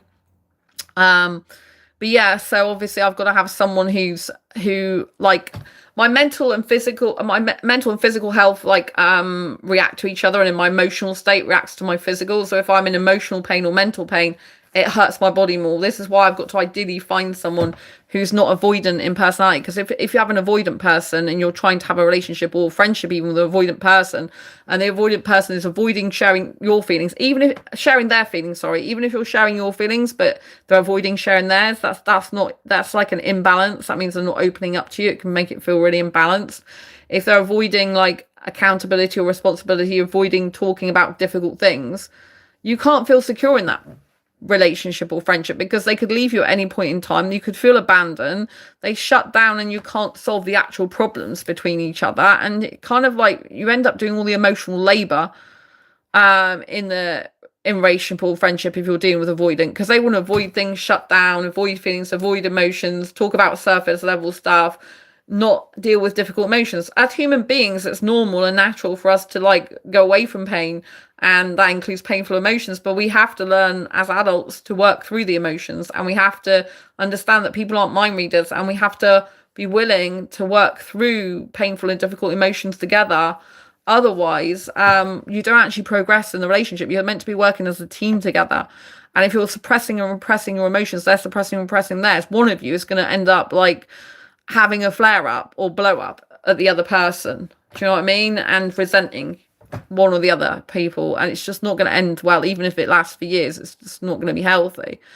And so, you know what I mean? I need to find someone who's very good about my disabilities as well, and who doesn't make me have more stress, because stress really makes my pain even worse. Like a lot, it does. It just increases it like a humongous amount. So it's really important that I find someone who can have open, honest conversations about things with me, that they share their feelings. Because if someone shares their feelings, thoughts, emotions, they're less likely actually in some ways to like just take off and leave, because they're invested emotionally in sharing their emotions with you, if that makes sense. Jay, wishing you the strength you need to keep going, keep fighting, keep moving forward. Thank you. I appreciate that. Thank you. I really do. It takes a lot of strength for me to do that. It does take a lot of strength. People don't realize, because I try and smile on my videos because I like to enjoy the moment. I like try not to think about the pain and just think about focus on the music and stuff. But you know what I mean? It's hard. It's hard to think I'm going to be like this forever. Like, that's what the worst thing is. Like, when you, like, it's like there's no reprieve from it, Sandry. This is it now. I'm like, okay. It's taken me a long time to come to terms with it. It's just not easy for me. But yeah, I accept it a lot more now recently because I'm like, well, you've got no choice. What? There is no alternative, Sandra. You either get fitter and stronger and be able to take better care of yourself, or you just have maybe less fibro pain, more spinal pain, and be weaker overall. So what do? It's like, you're absolutely screwed. But anyway, so yeah. But I like to do videos on this channel to inspire people that, you know, it is possible to keep being strong, keep moving forward in spite of like being, you know, not a good way. Like I do spend a lot of time in my own home quite a lot. I need to go out a bit more, I think, because I start as an extrovert. I'm extrovert as I start to feel a bit claustrophobic indoors because I know most asexuals are introverted. I'm not an extrovert.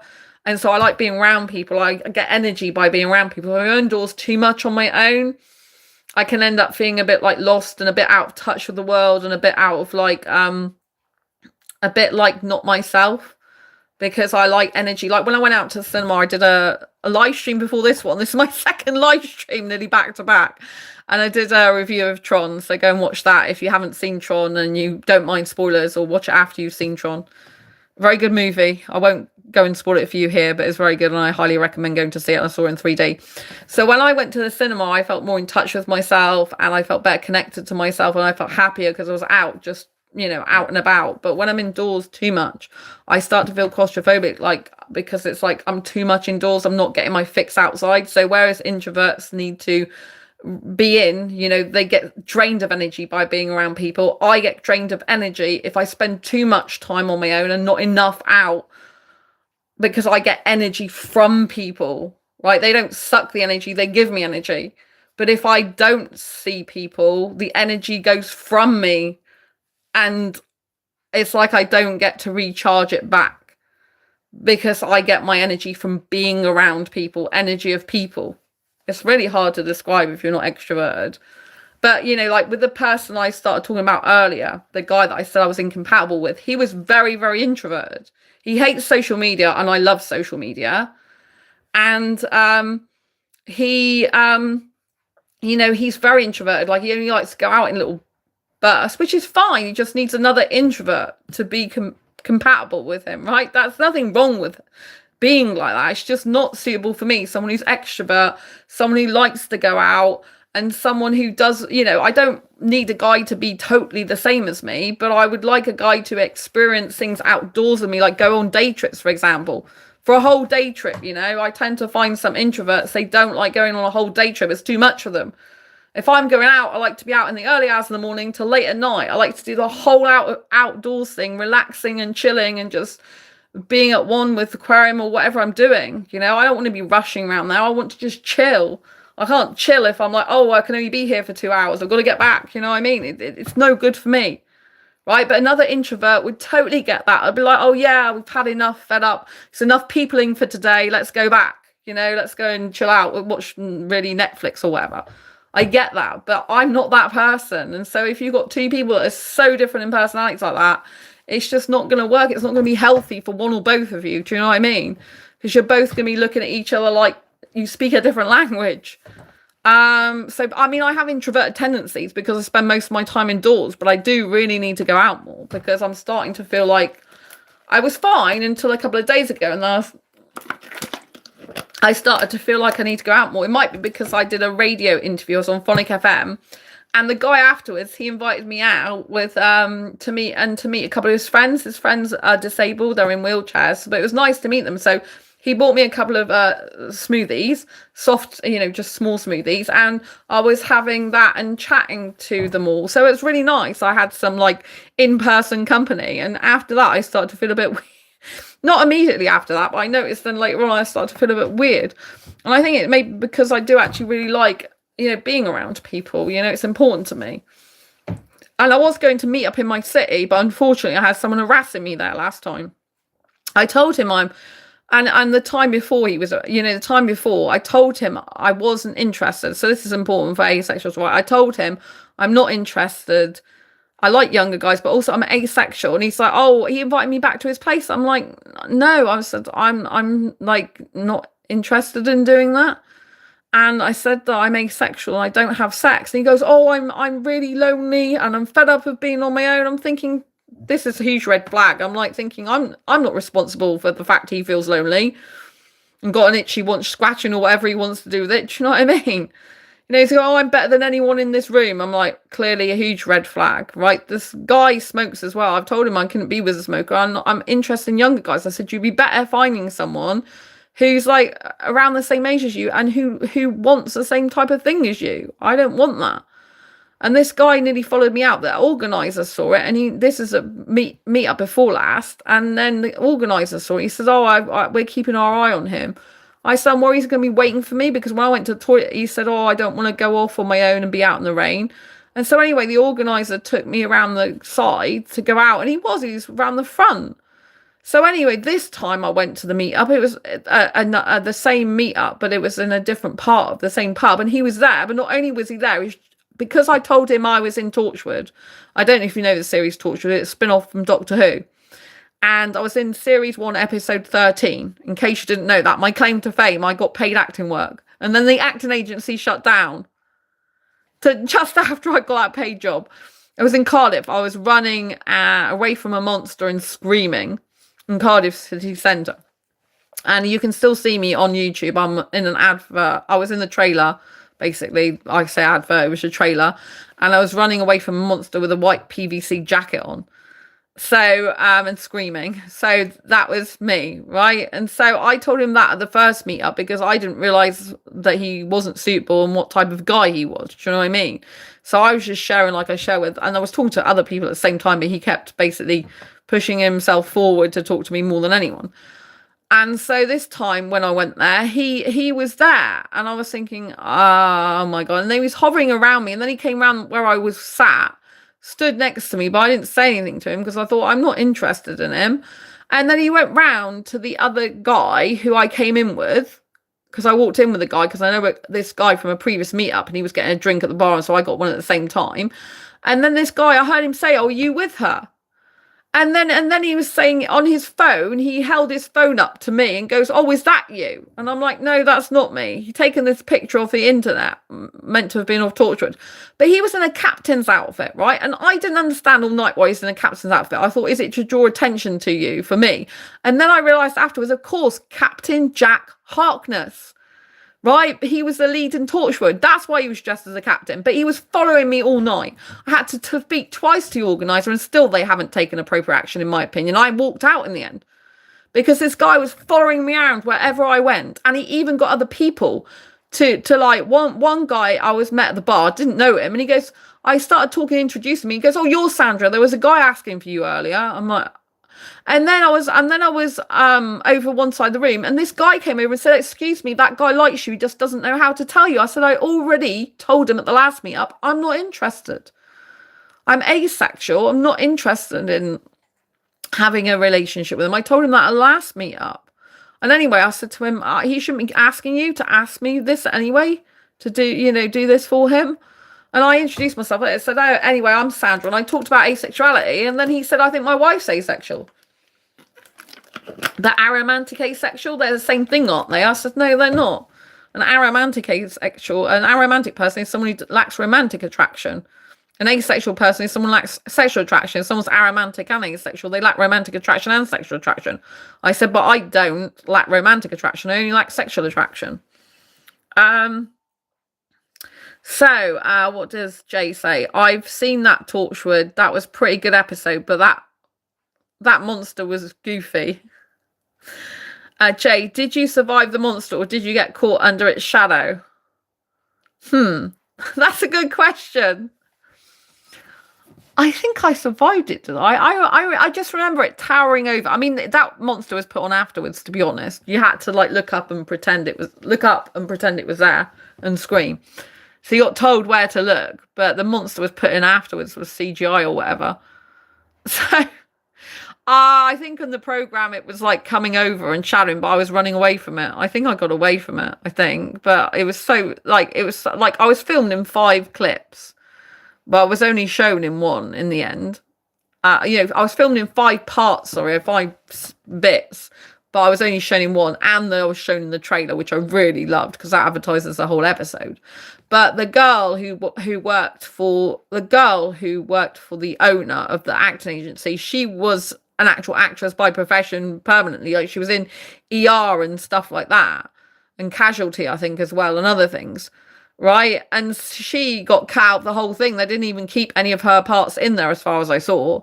So I felt quite proud that it was my first paid acting gig, although it shut down afterwards. The agency did, and I was filmed in 5 parts, of the series, of that episode. But I at least got 2 bits through. The one where I was running away from monster, plus that was in the trailer, so it was like 1 bit repeated. And so I was really proud of myself. I'm like, oh, I got I was in there when she wasn't. And she's like a much more famous, like permanently paid actress than I am. So I felt really good about that. I guess it was a bit good for my ego, if you want to talk about ego or self-esteem, confidence, whatever you want to say. So wait, you've met John Barrowman? No, I haven't met John Barrowman. His part of the episode was filmed separately, so was all the main cast and crew. So for the part I played in, I was literally running through Cardiff city centre, running away from a monster that I couldn't see. I had to pretend it was there, if that makes sense. And I was filmed in lots of other scenes as well, like we had to fall to the floor and all sorts of stuff. So I wouldn't fully fall to the floor, I don't think, because they had paid actors that were paid more for like damages in case they damaged themselves. So I can't remember fully what I did because I just remembered that. But yeah, so I didn't get to meet John Barrowman. So I have been on Channel 4 and met Christian Guru Murphy, and I'm really going off the topic of this live stream. I have really been off topic. Yeah, I've been on Channel 4 debating Big Brother. In fact, I didn't agree with the sex in it before I found out I'm asexual. I was on a TV program called The TV Show with Christian Guru Murphy. I met him in real life. He's a very famous newsreader. I thought you meant the Captain Jack actor, John Barrowman, was hitting on you. I probably misunderstood. No, he wasn't hitting on me. You did misunderstand. I said that at the meetup, there's a meetup I've been going to, right? It's a friendship meetup. And there was this guy at the meetup last time I went and the time before. And the first time I met this guy, I told him that I had been in Torchwood Series 1, Episode 13 at this meetup. There was other people at this meetup, right? But at the end of this meetup, the end of me being at this meetup, I'm talking about 2 meetups. So they have a meetup every month. So I'm talking about the one before last, so the one in August, right? By the end of the conversation, this guy was asking me back to his place. I'm not going to go back to any guy's place for sex. But this is a guy I was telling personal details, as in, I've got a YouTube channel, as in, I've been on Torchwood, because he was talking to me about movies, because I didn't realise he was bad. I didn't realise he was a guy that was going to get obsessed with me, basically, and follow me around at the next meetup, which was the recent one that I had to leave for harassment. And this guy came dressed up in a captain's outfit. And I didn't understand why until I left, because I had to leave because he was harassing me and kept following me everywhere. Despite the fact I told the organisers they weren't really doing anything about it. He dressed in a captain's outfit. And I didn't realise afterwards that, he dressed like that for me because he knows I've been in Torchwood. And of course, Captain Jack Harkness was the main character in Torchwood. That's why he was dressed as a captain. But I didn't think of that in my brain until after I left. Does that make sense now? So the fact that I had to leave for harassment because this guy wouldn't leave me alone. The first time I met him at the meetup, I was talking to him and other people There was me and him and two other guys around me, and I was talking and we were discussing things. I was saying, yeah, I've been in Torchwood, 13th episode, series 1. And he said, oh, I really like Torchwood. And then when I went to this last meetup, the second meetup, I've only been to that meetup about 3 times, but I met him on the last 2 meetups.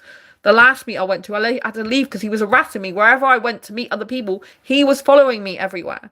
And he was dressed in front of everyone in a captain's outfit, like he'd been in the Navy or something. And now I realise that was to do with me, because I said I like Torchwood because this guy's clearly obsessed because he's going around following me all the time. I had to leave because I was fed up of him following me all around there, and he was getting I said that I met someone in the queue at the bar, and I was talking to him, didn't know this guy, and he said, oh, you're Sandra. Some guy was looking for you earlier. And then later on, this guy who'd been following me, who's obsessed with me, who's wearing the captain's outfit, he got some other guy to come up to me and tell me that guy likes you, but he doesn't know how to tell you. I'm like, he's already told me at the previous meetup, and I've told him I'm not interested. I'm asexual. I'm not interested in sex. I'm not interested in a relationship with him. And then I talked to this guy. So instead of the guy going back to him, I introduced myself and said, this guy in the captain's outfit, I can't remember his name. Anyway, I wouldn't divulge his name anyway. I said, he should not be getting you to ask me things like that. Right? That's wrong of him to do that. But anyway, I introduced myself and said, anyway, hi, I'm Sandra. What's your name? Like, I saw his name badge. And then I'm like, I'm asexual. And he's like, oh, what's asexuality? So I told him, and he goes, I think my wife's asexual. And I said, oh, like aromantic, is that the same as asexual? I said, it's not the same as asexual, but you can be aromantic and asexual, but I'm romantic. So I'm someone who's romantic and asexual. Does that make sense now? Jay, am I explaining that correctly? I hope you're understanding now. So I haven't met Jack Harkness, but I was in actual Torchwood. But Jack Harkness, John Barrowman's bit was put in afterwards, and I was explaining to the 3 guys at a meetup, the meetup before last, that I was in Torchwood. And unfortunately, the one that has become obsessed with me, that I had to leave at the meetup last month, was wearing a captain's outfit, and he was talking, he got his phone and showed me, is that you, off the trailer? And I said, no, that's not me, he got some other girl off it. And I didn't realise till afterwards why he was wearing a captain's outfit was for my benefit, because I said I like Torchwood, so he's trying to attract me to him. But the whole point is I was harassed by this guy. It's horrible when you've got someone following. Wherever I went around the room to talk to different people, he would follow me and hover so that people would invite him to sit near me. He did that in the end. I had to say to the guy, I've got to go now, shook his hand and walked out. I spoke to the organizer twice. I said, this is getting going too far now. He's getting other people to come up and talk to me on his behalf. I don't usually get harassed for my asexuality, but I felt, I don't think it was just harassment because I was asexual. I think it's just because he's obsessed. The fact the meetup organisers didn't do anything about the harassment is gross. Exactly. I don't think I can go back there again, but I really wanted to go to the meetup because I was meeting lots of people there, and it was nice to meet different people. But the first time they said, oh, we're aware of the situation. They said, oh, but we think it will help improve his social skills. I'm like, what at my expense? And this time I talked to them. And they said, oh, we're keeping our eye on them. And then I told them again, I said, look, they're getting this guy to come. This is getting out of hand now. Oh, I'll have a word. But it's like I had to leave because, in the end, he was hovering. And I was talking to this one guy in deep conversation. The guy they don't know he's harassing me. So they're saying, oh, come on, pull up a seat and sit with us. And he's looking like, should I do it or not? And so he did. So I've got to go now, shook this guy's hand and walked out and walked home. Left like over an hour early than I would usually have, because I don't want to be harassed. I felt really uncomfortable. I thought he's probably going to try and follow me home like he tried to nearly last time, but the organizer managed to get me away safely. I don't need that shit in my life, excuse my language, but I really don't. Do you know what I mean? So again, these are all, I think it goes without saying this guy is complete red flag. You know what I mean? He's not a healthy guy to be around. It's psychopathic behavior when someone follows you around wherever you go, hovers over you, changes his, puts clothes on specifically to try and attract you, won't take no for an answer, gets people to try and,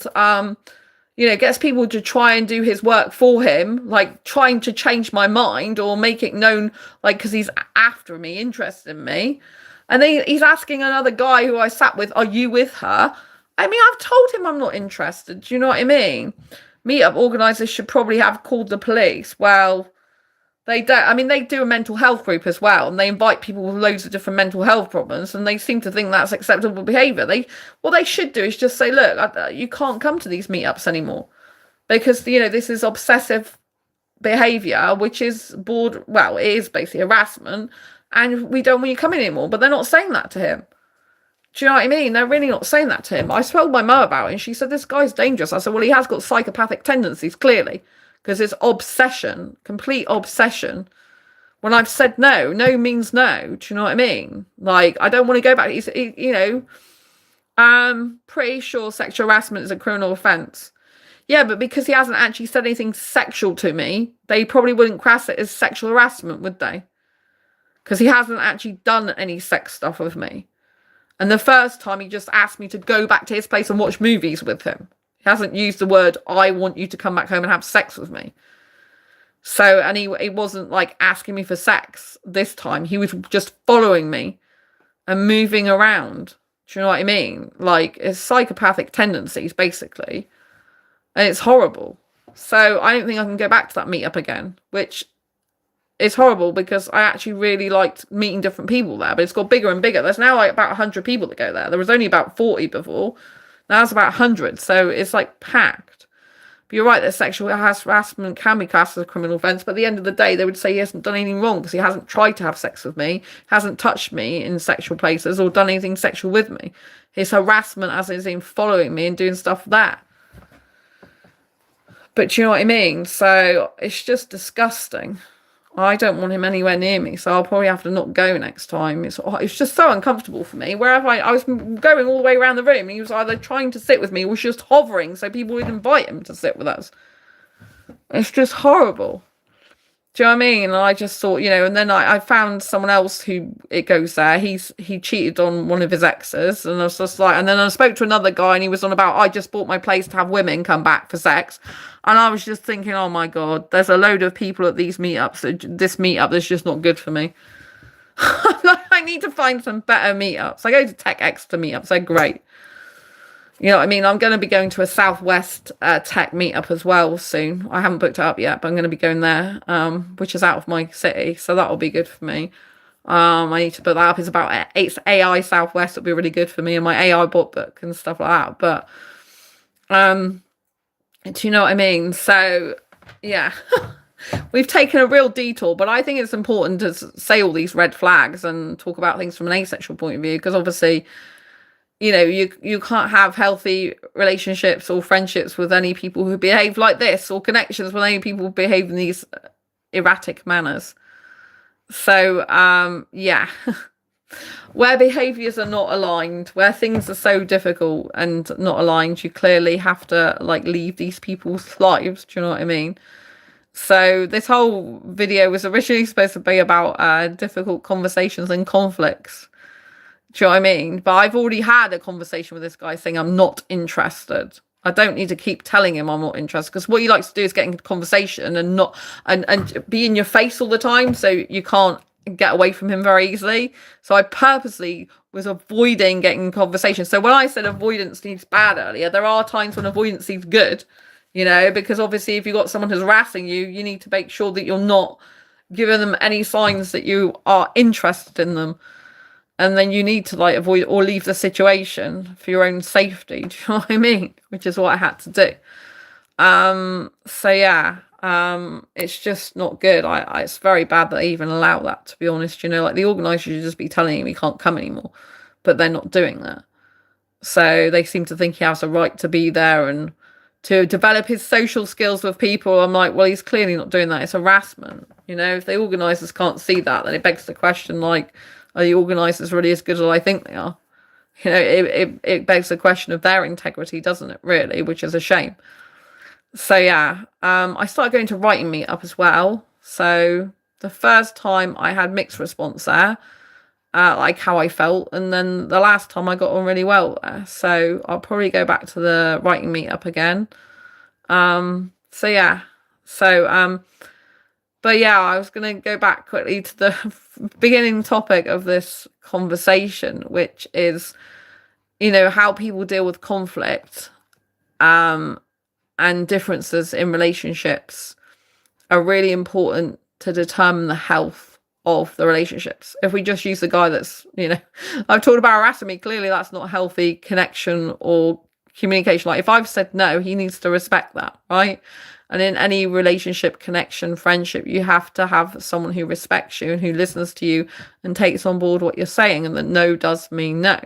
It's very important in asexual relationships as well. Like if you're asexual, regardless of what sexual orientation the other person is, and you say you don't want to do something, they have to listen to that. You know what I mean? And obviously, if you're in a relationship with a heterosexual, you would have to have difficult conversations and navigate your feelings both around sex and stuff like that. Like them maybe loving it and you maybe not liking it. But obviously, if they really want it all the time and you don't want it at all, that's incompatibility. You can't be together. So sometimes it's about having difficult conversations early on. I would definitely say that it's important to have difficult conversations early on in dating and relationships, because if you start having them later on, they become harder to have because a person's not used to you having difficult conversations with them. So when you need to have a difficult conversation with them, there's more investment emotionally and attachment there, so it's harder to do that. You have to keep doing, obviously, throughout the time you're in connection with them. But if you're not used to doing the first place with them, it's a lot harder to get used to doing it, because it kind of takes them by surprise, maybe, or you think it might, and it becomes harder for you to do it because you've not got into the habit of doing it in the first place. But we still got to try and have difficult conversations. I, in the last year, have had a lot of difficult conversations, and it's been hard because I don't like difficult conversation myself. I don't like conflict myself, but I realised that the only way to have a healthy relationship or connection is by sharing feelings that are difficult, and allowing them to share feelings with you that's difficult, and see if you can navigate those times together. But if you can't navigate conflict and differences together, then you're gonna not be compatible in the long term for a relationship, because a relationship and friendship is teamwork, and it's both people working together to make it work.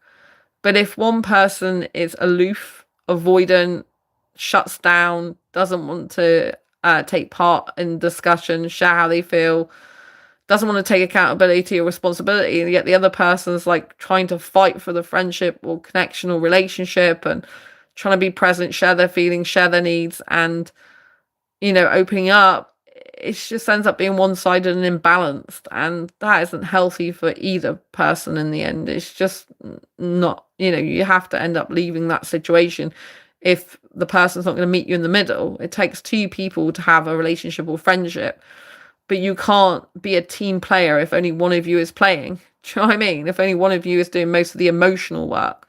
So you can be in a friendship or relationship where, people are doing acts of service for you and they're providing for you, like financially or with a house or whatever, but they're not there for you emotionally. And that's just how you can become very lonely in a friendship or relationship, when your emotional needs aren't being taken care of. People tend to neglect a lot of emotional needs. They tend to think more of like the practical stuff in relationship. You really have to be there for each other emotionally, because emotionally, it's very important. You have to regulate your own emotions as much as possible. But if you're with someone who's not taking care of your emotional needs and you feel emotionally neglected all the time, that's going to take a toll on you. You're going to feel anxious. You're going to feel worried.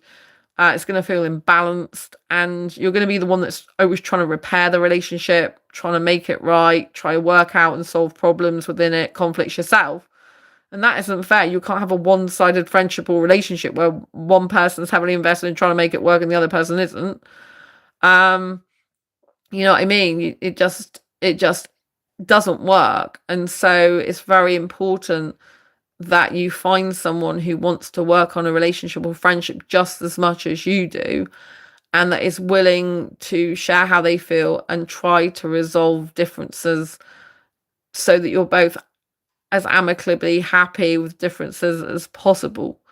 But some differences can be just unreconcilable, so it depends what they are. If they're fundamental difference in values, your core values, beliefs of what you think's right or wrong, then that can just mean that you're just not going to be compatible together, because you're just going to rub each other up the wrong way, or at least one of you is the other way, going to be rubbed up the other way. So you need to take all these factors into consideration. But if you have got someone in front of you that doesn't want to participate in the friendship relationship as an active person, not passive, active in terms of like physical, mental, emotional, spiritual, all those things, you're going to find there's an imbalance somewhere, and you can end up being very lonely if your emotional needs are not met. So look for signs of how the person deals with conflict or emotions. Like if they've got a problem, do they come to you and share it with you? Do they come to share it with you soon, or as soon as they think it's appropriate? But even if it's not appropriate, sometimes it might not be an appropriate time. You have to share anyway in order to move forward. Like, are they trying to rectify a situation? Are they trying to understand you? Are you trying to understand them?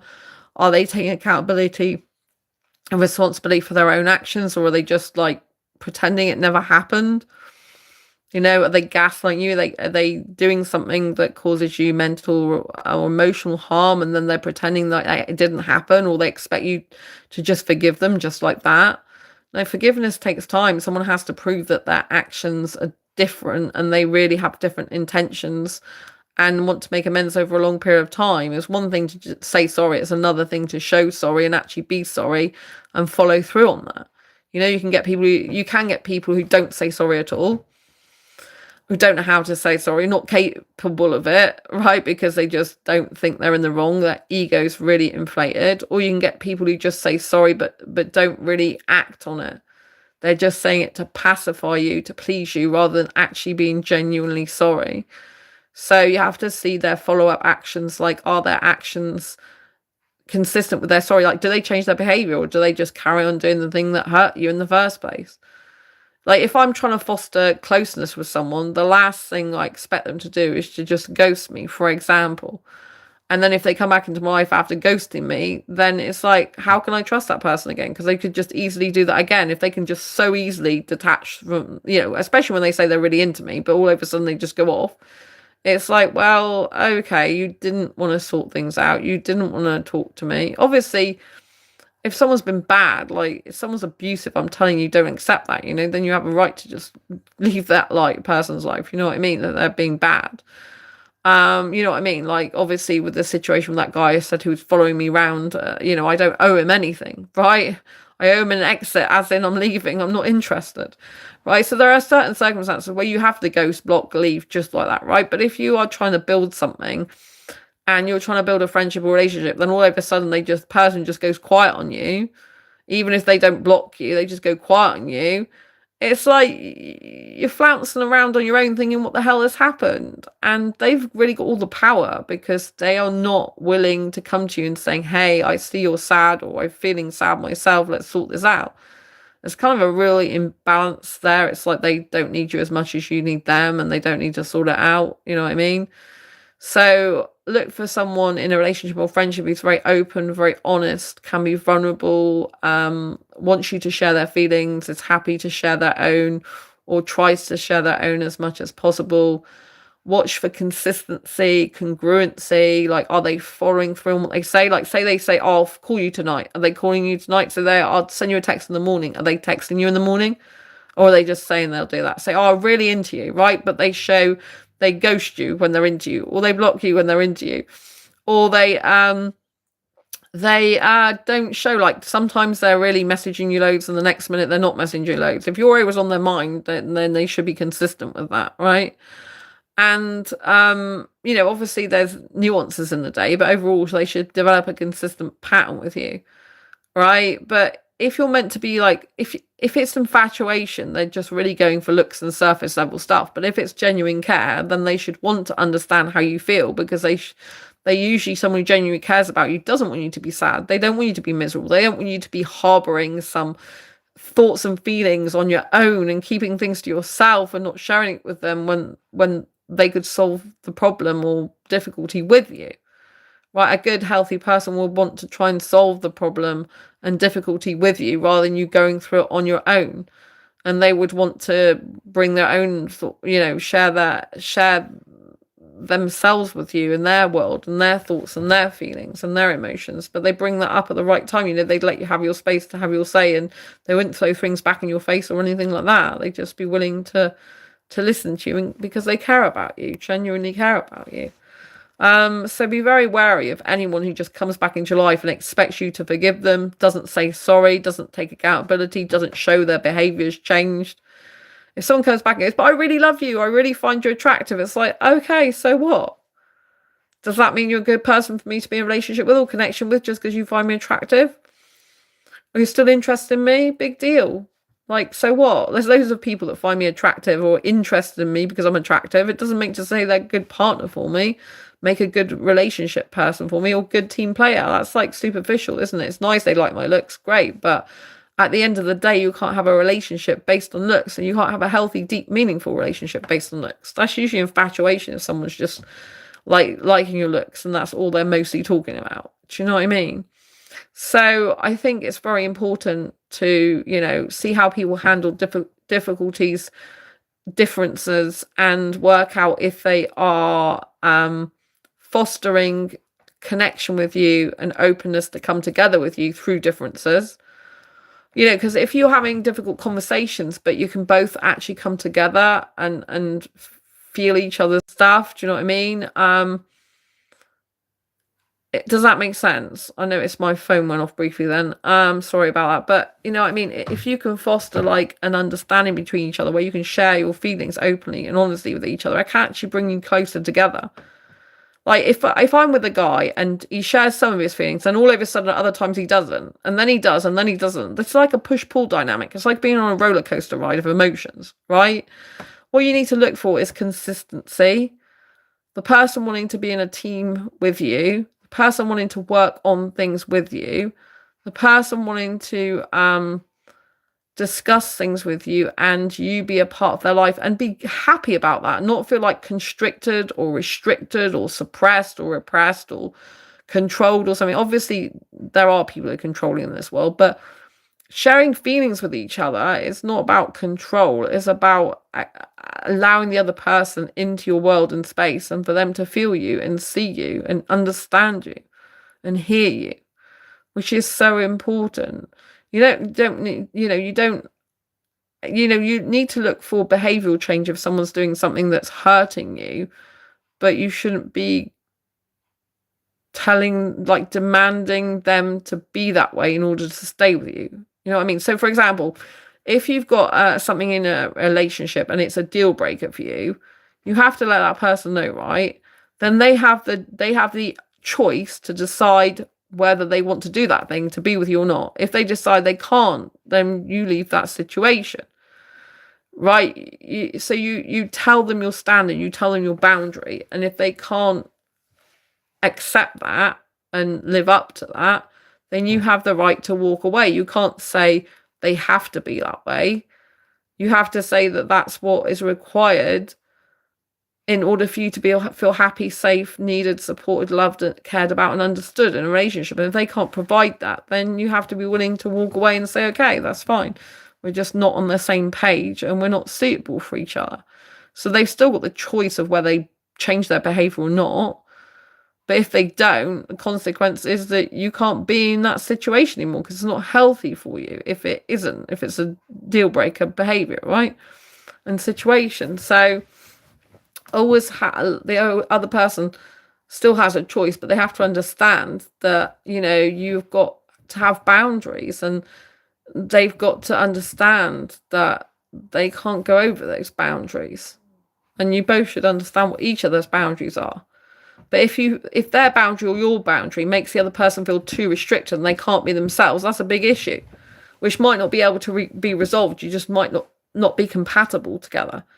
If your needs are fundamentally too different, it doesn't mean to say you're really bad people. It just means to say you're not in alignment with each other. I hope this is making sense. So we need to look for people we're in alignment with as much as possible. Ones that have similar values, beliefs, morals, ethics, or ones that have complementary ones. And have complementary skills to us. Like, I absolutely hate cooking, for example. But there might be a guy that comes into my life and he's like, I really love cooking. It's my passion. I really feel great when I cook. And so I'd love to cook for you, not because I feel like it's a chore, just because I love doing the cooking myself. I prefer to have a meal cooked by myself, if I'm honest. And I just love cooking. It's just a thing that makes me feel really good. And so I don't need you to do cooking for me. In fact, I'm quite happy to do it for you because it's just second nature to me. It's something I love to do. Do you know what I mean? It's like if I hate housework, I hate cooking and cleaning, but I always like washing clothes. I'm not intending to live with anyone, but if it was a household chore I had to do, it would be washing the person's clothes with mine because I like clothes washing. I like to keep clothes clean. It's a big deal to me, so you know what I mean. So you know what I mean. You can get complementary skills, things that people like actually work really well on together. Again, all this requires open, honest communication. So some differences can be beneficial if the skills you have complement each other, and the differences, you still have to work through those. You still have to make sure that the person's doing things they love and enjoy and that they want to do what they're doing. Not that they're feeling forced or obligated or, you know, like, and they're going to start resenting you. Because some people will just do things for the wrong reasons. And so they may be doing something that on the surface may look amazing, but it's a reason they're doing it behind it that's the issue. So always look for if the person's being consistent in their words and actions, if there's things that are not congruent. Look at if the person comes back into your life, are they saying sorry? Are they understanding what the previous problem was? If they're not, the problem's just going to resurface again or it will still be there.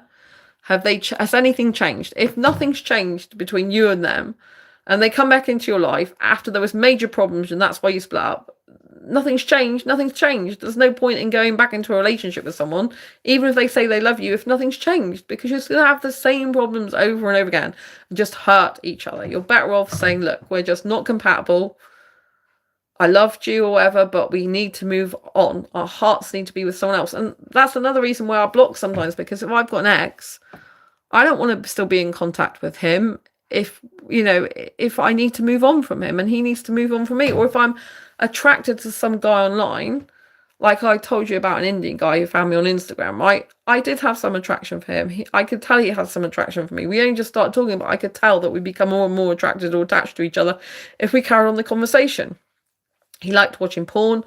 I knew I couldn't be in a relationship with someone who does that. It wasn't suitable for me. So I need to move on. He needs to find a girl that's happy to do that. If he can find a girl that's happy. Some girls don't mind doing that because they do that themselves. Right? So that's fine. But there's no point in me and him staying connected because we would just be constantly too emotionally attached to each other. And then I can't find the right guy for me because I'm too attached to that guy. Does that make sense? So if we come across someone who's not compatible for us, we have to be honest with them and they have to be honest with us. And we have to go from each other's lives. I mean, if that person's really right for you, they will come back in your life anyway. You know, if they are really right. But usually a person who comes back in your life is not right. They haven't changed. There's still the same problems, still the same difficulties, still the same incompatibilities. And it's just dragging up old emotions again, like an old wound that's resurfacing and digging it up, digging the wound, making you feel more and more like attached and upset and in pain. It's better just to leave each other alone and go your separate ways and find someone else you're more compatible with. Do you know what I mean? It's much better, right? That's why sometimes the kindest thing we can do is just let someone go and say, hey, I wish you the best. We're just not compatible. I wish you the best. Do you know what I mean? I personally don't really want to go back to someone who's blocked me or ghosted me or just left my life like that because it's like, I can't really trust a guy. It's like, you've left me once, you could just do it again. Why do I want that person back in my life? I'd rather just find a guy who's invested in me as much as I am in him. And he's willing to have those difficult conversations, those conversations that involve conflict, differences of opinions, differences maybe in values and beliefs, and differences in personality types and things. I'd rather have someone who talks to me openly and honestly about them than someone who's just pretending to be something they're not, or you know, and even if we're not compatible, I'd rather they be honest, because the sooner you're honest with each other, the sooner you can move on and stop breaking each other's hearts. I hope this is making sense. So please do understand that avoidancy is an unhealthy behavior in terms of a serious committed friendship or relationship, right? There are times and places for avoidancy. Like I said, I was being harassed at a meetup. It's perfectly fine to avoid someone who's harassing you and not give them attention, right? That's called for, right? And blocking them and getting them out of your life as soon as possible, right? That's a safety issue, right? But when we're talking about everyday, like not in a harassment situation or abusive situation, we're talking about in adult situation. If you've got someone who's like avoiding, shutting down, it's no good for you. So I always look for patterns. Like if this guy has just like at the first sign of something he's upset about, blocked me or ghosted me, right? This is not someone I can build a relationship with, because at the earliest sign of conflict, upset or pain, he's just going to revert back to walking away, going away, leaving me, right? I want a guy who's going to come forward and say, hey, when you did so and so, I felt upset, or I felt misunderstood, or I excuse me, or I felt unseen or unheard. Oh my God. I'm running, my voice is going. So I've been streaming for over 2 hours and my water's run out. So I might have to go. But anyway, I think you get the point. Look for signs, because if a person is not willing to communicate with you effectively, share their emotions, share how they're feeling, share their negative emotions with you, and sit down, phone you up, message you, video call you, and sort the problems out, you're not going to be able to have a healthy relationship with that person and move forward as a team. You're going to feel like you're on your own. That person shouldn't be putting the responsibility on you either to sort the issues out and difficulties. It's both your responsibilities. There's meant to be two people in a relationship or friendship, not just one. Not one person's not supposed to be the one that's sorting all the problems out, that's just opening up and sharing their thoughts, feelings, emotions, needs. Both people are supposed to be invested. Both people are supposed to be working simultaneously as a team together as much as possible, and enabling the other person to feel secure during conflicts and sharing differences. They're supposed to trying to make you feel secure. Like, even though we're having these problems and difficulties, I'm still here with you. I want you to know that I'm still here with you. I want us to sort this out so we can both move forward together.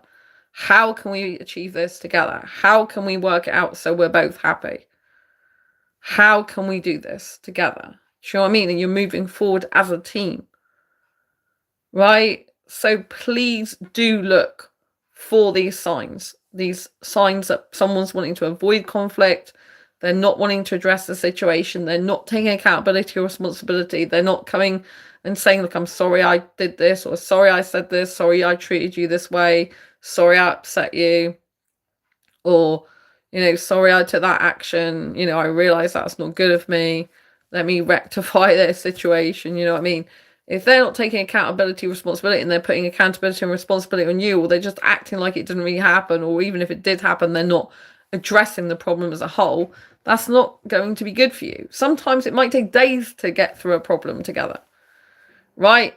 If a person just expects you to forgive their bad behavior just like that because they've said sorry, that's not how forgiveness works. And that's not how healthy relationships work. You have to work through the problem that caused that conflict and upset and pain in the first place, and sort it out, right? And make sure it doesn't happen again, right? And if you're a person who's done that, you have to allow the other person to see over time that you've changed. You can't expect them to just be like, oh yeah, sure, that's fine, you're not going to do that again. Anushka, do you think British people like Indians in general, especially at a workplace? That's a really interesting question. So from my experience of talking to Indian guys on dating sites, some Indian guys have told me that British people don't like Indian guys, but I think they're talking about that in a dating scenario, that British women don't like Indian guys, because I've had that numerous times from Indian guys, not all Indian guys, but I've heard it from a number of Indian guys.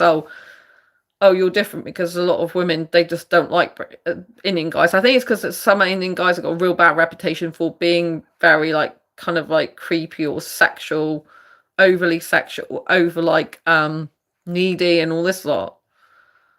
I kind of don't really mind someone if they're needy in a healthy way because I'm anxious attachment, so I'd rather feel needed than someone who's avoidant. But you know, if it's needy in unhealthy behaviors ways, like expecting you to be there when they want you to be at their time. I've had that with Indian guys before. Like they'll do their work and whatever they want to do, and they'll dictate the time that we're meant to meet for a date or something. And I'm like, that's not the way it works. Like I got my own life, my own work to do and other things. You have to book in a time that's with me that's suitable for both of us. Not just tell me to be there at this time. It doesn't work like that way for me. Do you know what I mean? I have a very packed schedule. And just dropping a call when you feel like, a lot of the time I have my phone on silent, unless I know you're calling me, I won't be answering your call. So I don't know. I haven't worked with Indian guys in workplaces much. Interestingly. It's probably a good thing, otherwise I'd have just been attracted to them the whole time. I haven't really worked with Indian guys in workplaces. I mean, I worked in a massive retail store before. I think as I was leaving, there was an Indian guy that started working downstairs, I was told, because they knew I liked Indian guys, but I think he only started after I left. So where I've worked, there hasn't really been Indian guys, so I don't think I can answer that question. But obviously I know Indian guys are very good in IT usually. You know, and I believe my soulmate can code and builds websites. You are right. I agree with you. That's why I like your culture in general, because a lot of Indians honestly don't have etiquette or civic sense. However, there are good ones too. Oh, bless you. Yeah, I find it really, really difficult when, you know, the guys expect you to just drop things for them. And then otherwise they're just really wishy-washy. Like, oh, well, okay, just call me when you want. That doesn't work for me either. To me, these are not good signs for me. This is not like, this is differences, right? And when we're navigating differences, I need an Indian guy to say to me, okay, well, if I spontaneously call you occasionally because I like spontaneity, then I understand if you pick up or you don't pick up, right? But I'll just do that sometimes because, like, you know, that feels good to me. But I understand if you don't pick up because I know you're not that type of person. But also, like, he will arrange times with me that fit in with my schedule. You know what I mean? Not just expect me to call him out of the blue, or have an all or nothing policy where it's like you have a set time. You know, if you're not having a time where I can just phone you up, I'm not willing to do the set time with you. Do you know what I mean? Because that wouldn't work either. I need a set time, but obviously there might be times in between where I don't mind spontaneous call. And obviously it's like sometimes if you're having a really difficult time in a relationship, you need to be getting on the phone and sorting it out at an inconvenient time sometimes, because it's like we need to sort this shit out, excuse my language, before it escalates. And sometimes it isn't always the right time. But, you know, I'd need to find an Indian guy that was like, you know, had his stuff together, if you know what I mean, because I need to find an Indian guy that, you know, has friends, fine, but doesn't like put them over me. Like, so I think I was like having a video date with an Indian guy once, and he like had his auntie call him in the middle of the video date. So he's like stopping the call with me and him, and he's just like speaking to his auntie. He was speaking to his auntie. I think the first part he was speaking to his auntie in front of me. Then he just went off the call, the date, and then she's phoning back, and I need an Indian guy to say, hey, auntie, you know, like, I'm just in the middle of a conversation at the moment. Can I call you back? But obviously, I know in Indian culture, it's like, you know, they answer the phone to their mates. They just, if their mates are texting them, it's like, oh my God. It's like, hello, I'm here. Do you know what I mean? So I think I'd probably be better in some ways with an Indian guy that's been in the UK a long time, or was born in the UK. Or at least likes Western culture a lot, because I find that, you know, I find a lot of the time that, you know, like, it's, obviously I know they have friends, I know they have mates, but if they're constantly on the phone to the mates and their mates are phoning up all the time, it's just really distracting. It's like, I need quality time with the guy myself. And if they just like, and if they not giving set times, or say they'll show up and they're like, oh, now I'm off my mate invited me out. That's not how it works. It's like, if you booked a date with me, I expect you to be on it. And if your mate's going to see you, I expect you to say to your mate, look, I'm seeing a girl or whatever stage we're at, girlfriend, whatever. Like, I can't see you tonight because I've told my girlfriend I'll be seeing her. Do you know what I mean? So, it's very hard, there's a lot of differences. That's so weird. Indian, British, or Westernized agreed they do understand mostly. Yeah, I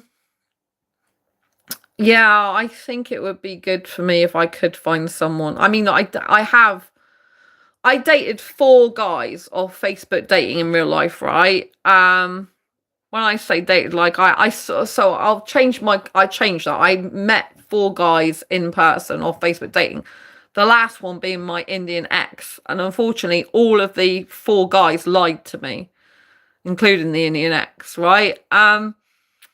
And I did meet a 21-year-old Indian guy on there who I ended up meeting. He came down to my city. He ended up kissing. It was like a dream of mine to kiss a 21-year-old Indian guy.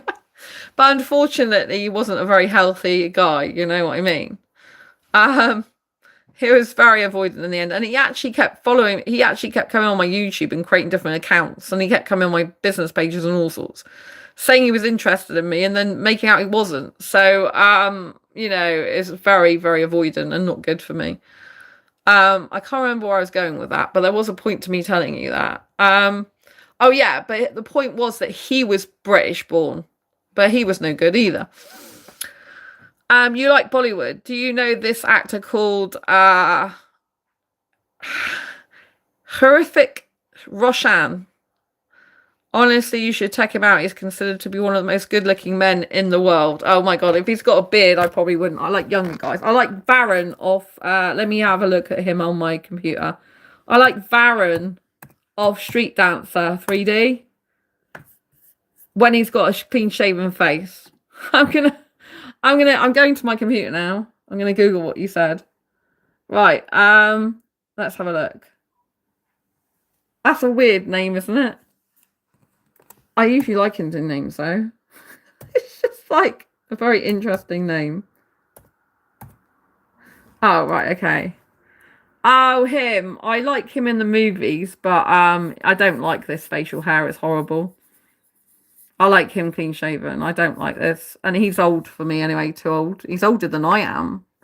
I like younger guys, 51. I'm not even 50 yet. Do you know what I mean? So he's older than I am. Yeah, I like younger guys in their early to mid-20s usually. So I like Varun off Street D. Let's go to Varun off Street Street Dancer 3D if it's on here. This is like India versus Pakistan. Let's see if it comes up with him. Oh, him here. Him. Clean shaven, not his bearded version. Yeah. Yeah, weird name, but great body. Yeah, he looks good without beard. I don't like beard anyway. I'm not really interested, because I'm asexual, I'm not really interested in the guy's body. I'm more interested in his hair and his face. Do you know what I mean? So I get attracted to a guy's hair, his eyes, his ear, like Indian. Oh, God. I'm dissecting why I like Indian guys now. Like, let's just get a picture of him. Oh, he's got some facial hair. Why isn't he clean shaven? Oh my god. Come on. Get more clean shaven, man. Really. Anyway, so I really like Street Dance. I love the music of there. Varun Dewan. Is that how you pronounce his name? Interesting. Yeah, I know what you are talking about. Honestly, I'm surprised that you know this dude. Oh yeah. With the least amount of facial hair, you know what I mean? So I love Indian hair. I love running my hands through Indian hair.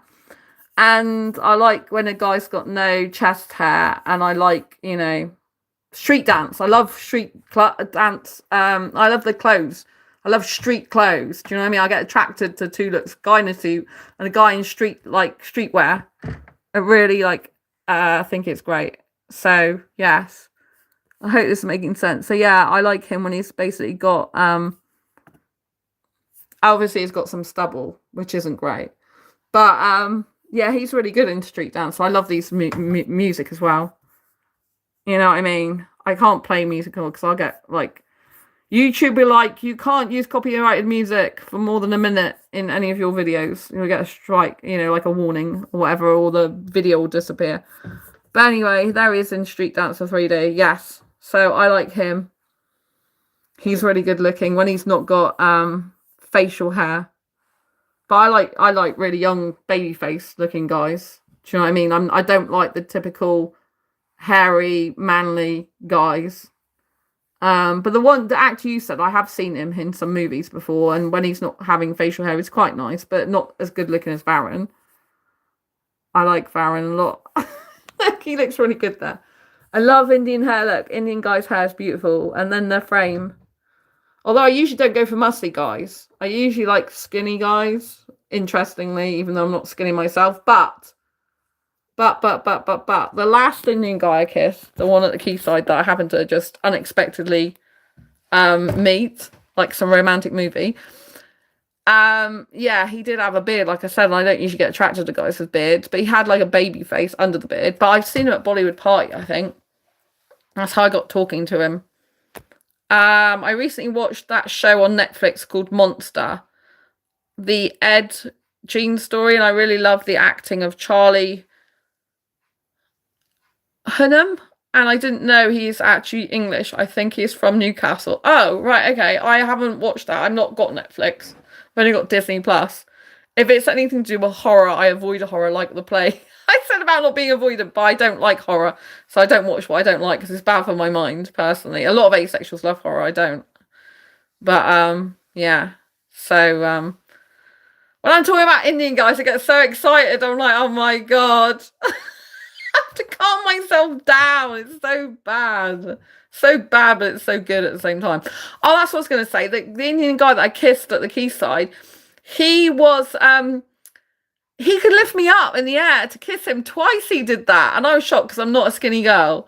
And because I said to him, I said, do you work out the gym? He's like, yeah. I said, oh, I thought so, because I could see he's quite muscly. And I've always said to myself that I really don't, prefer a guy not to have muscles. I prefer a guy to be skinny and not muscly. I don't mind if he's got muscles on his arms. But if he has like a muscly chest, to me, it's like it's an armadillo. Like kissing, it's like hugging an armadillo, like ribby and stuff. I don't like that. I like cuddling a guy who's more like a soft guy rather than a muscly guy. But having experienced the Indian guy lift me up twice to kiss him with my legs around him, I quite like that. And I'm like, maybe I wouldn't mind an Indian guy who goes to the gym a lot. If he can pick me up like that, it'd be quite good for kissing. I'm very obsessed with kissing. I'm a literal hyper romantic. I'm not obsessed to the point I have to kiss anyone. Like, I can't kiss anyone. I can only kiss someone I'm highly aesthetically attracted to, which is weird because I kiss a guy with a beard, Indian guy, and I'm usually not aesthetically attracted to Indian guys that much if they got a beard. So that was an interesting thing for me. All right, so Anushka says, yes, it's true. Crime and psycho thriller. Okay. Actually, let's talk Bollywood. What movie do you like on a song? Oh, I like the Street Dancer 3D, if you actually remember, and the kissing story is insanely Bollywood, picking you up and kissing. Oh, yeah, I love doing things like out of a movie with Indian guys. It's happened a number of times. You can go back and watch my channel about how things happen with me with Indian guys. So I'm spiritual, right? And the guy I told you about on who came into Facebook, who met me on this channel, who wasn't suitable, we're incompatible, right? Lived in the UK, not Indian, but lives in the UK, asexual, right? I wasn't sure about him because of us being so different and him trying to say, well, he thinks we're fine. And I was saying, I don't think so. But anyway, I was going to have a video call with him to just see, right? Anyway, but I said to God in the universe, because I'm very usually at one with God in the universe, and I'm like, I'm confused about this guy, this British. Sorry, he's not British, he's foreign, but this guy who's in the UK who is asexual. I'm confused about him. I might have to go and grab some more in a minute. I'm confused about him, and I want you to tell me, give me a sign, like, what should I do? I'm confused about him. Let me know whether I should be with him, consider being with him or not, was the kind of thing. I said to God in the universe, please just help me because I'm confused. Show me, right? And then this is when the Indian guy turned up in my life the next day, unexpectedly. The chances of me and him, I've told this story a few weeks ago, the chances of me and him being at the exact same spot, the exact same time, It's just like, for me, it's just a spiritual thing. It just wouldn't happen. To me, that's God in the universe reminding me that I still like Indian guys, and what the hell are you doing with someone who's not Indian? Because every time I even contemplate going with someone who's not Indian, one, it feels like I'm forcing myself a lot of the time because it's not really what I want. And my soul believes I'm meant to be with an Indian guy so badly. Like, I could literally feel him with me and love him, but I haven't even met him yet from a past life. It's so crazy. It's just so crazy. I get really upset. Honestly, good for you. Few men are really good. Oh, this Indian guy wasn't good for me. I mean, he's no good. He just wanted something casual, and I told him I would not meet him again. So that was where this ended, right? This is the downside, the outcome, right? He was like, he just wants to meet me casually. And I'm like, no, I'm not looking for a casual relationship, so I can't kiss you anymore. That's it. And I start getting sad at the end. So I've told this has happened a few weeks ago. I've told this on my channel, but I think maybe you didn't see that before, so you wouldn't have known that. So it didn't I like, it didn't end well for me in that way, but it did in the sense that if he's not my guy, I shouldn't be with him anyway, because the right guy wouldn't end things like that, right?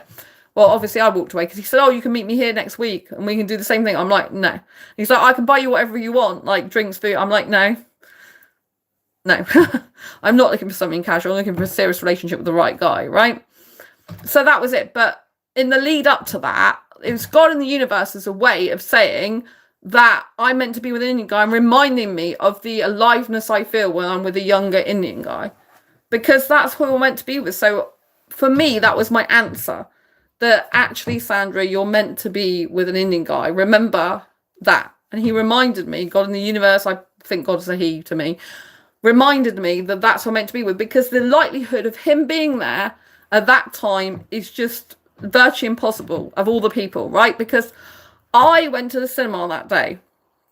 I went to the cinema and I never intended to go down to Quayside that day. It wasn't even on my mind before I went. And then when I came out of the cinema, all of a sudden I'm like, oh, I want to go to the Quayside.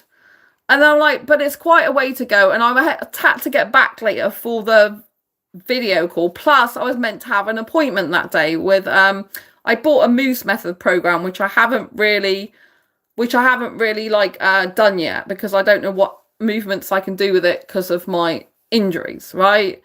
But anyway, I was supposed to have a consultation call with them, but I actually ended up changing it.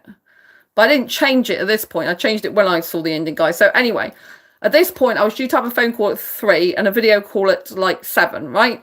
So I went down to the Quayside in the end. I decided, no, I don't want to go to the Quayside, because if I go to the Quayside, I might, I was worried about being back on time for the call, and going down there is quite a long way. So I detoured off. So instead of going down that way to the cinema, past the cinema, down that way to the Quayside, I decided to veer off and go near next, because I was going to go to the cathedral instead and just sit on the green.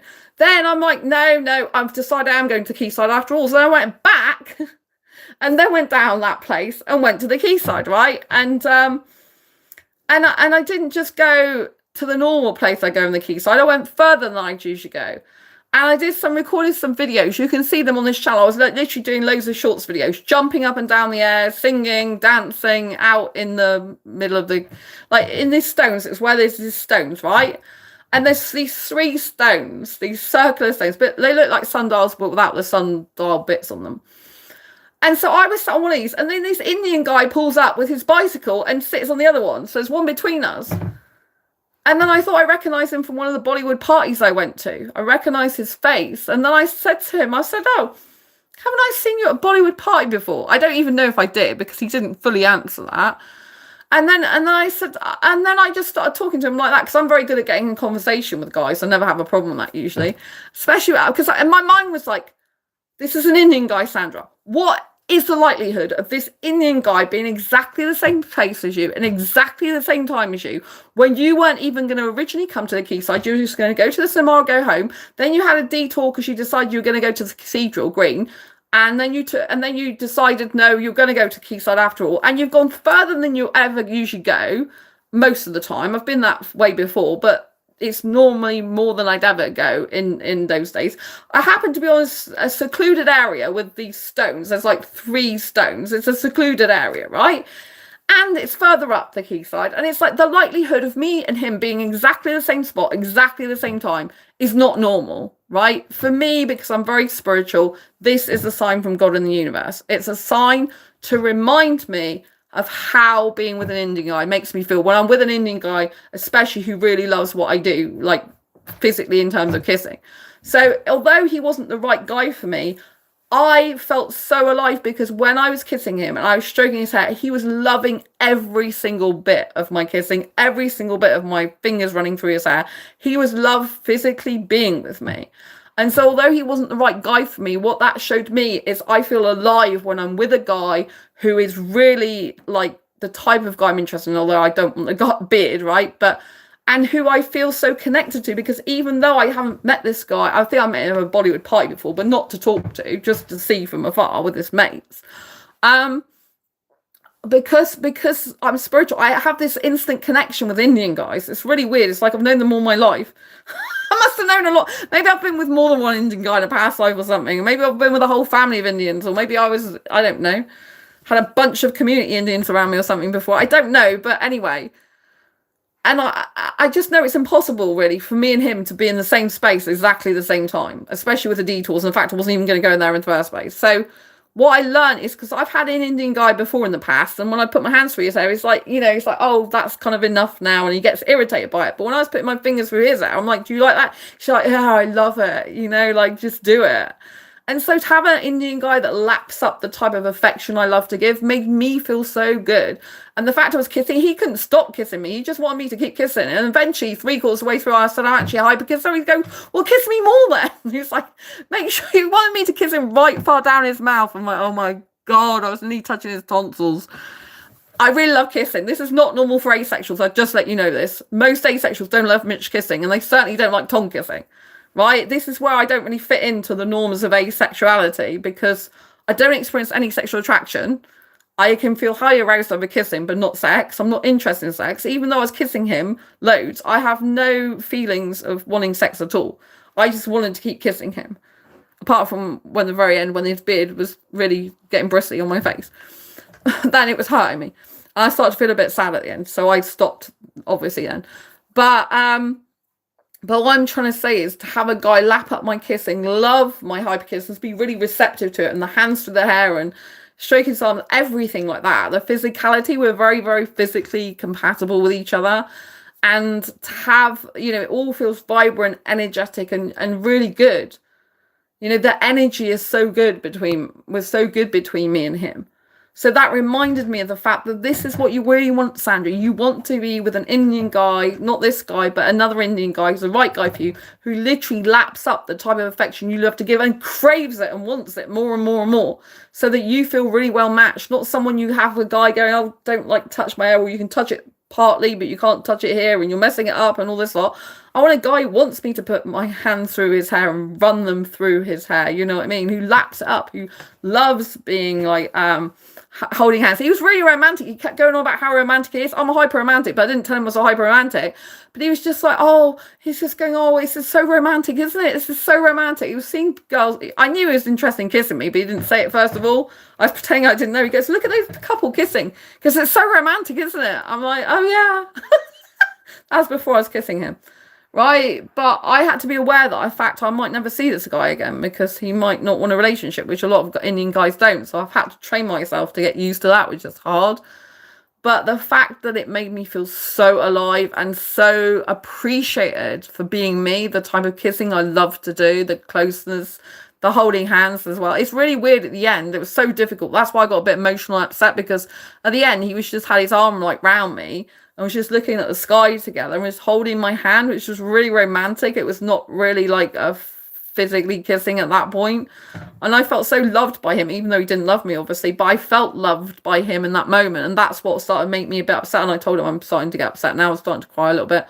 And I'm like, no, this is like, I have to stop kissing you now. So, oh, don't be sad. I still had a really nice time with him. It's all been really good. And I enjoyed my time with him. But, it's time for me to stop kissing him and go now. You know what I mean? And I just then he went off, and I went, but I stopped the phone call I was going to have. I didn't stop the video call, but I was still going to have a video call with the other guy who wasn't Indian. But it made me realize that really I need to be with an Indian guy, because every time I try to be with someone or think about being with someone who's not Indian, I always default back to Indian. An Indian guy will show up in my life. This happens like throughout my whole life. It's almost like an Indian guy's watching me from the heavens, and he's just saying, here's another Indian guy until I can get to you in your lifetime. Like, here's an Indian guy to take care of you. Here's an Indian guy to show up and you remind you like Indian guys. I don't know. It's really weird. I'm so spiritual. I'm so spiritual. Like, you know what I mean? I know I've gone off complete tangent from what I was originally talking about on this video, and I've then gone to talking about my spiritual self, but I feel alive when I talk about it. Look at the way I'm speaking. I come alive. Like, I'm so adamant in my cells in my body in a soul level that I'm meant to be with an Indian guy from past life. And I love an Indian guy still from past life. I don't know where the hell he is in this life, or if I ever meet him again in this life, really, to be honest. But I hope I do one day. It'd be nice. Anushka, period. If he is not right, he is not right. You will have an Indian young dude who is healthy and positive with you, sending positive vibes to you. Oh, thank you. I really like that. Yeah, it's challenging, but I haven't given up.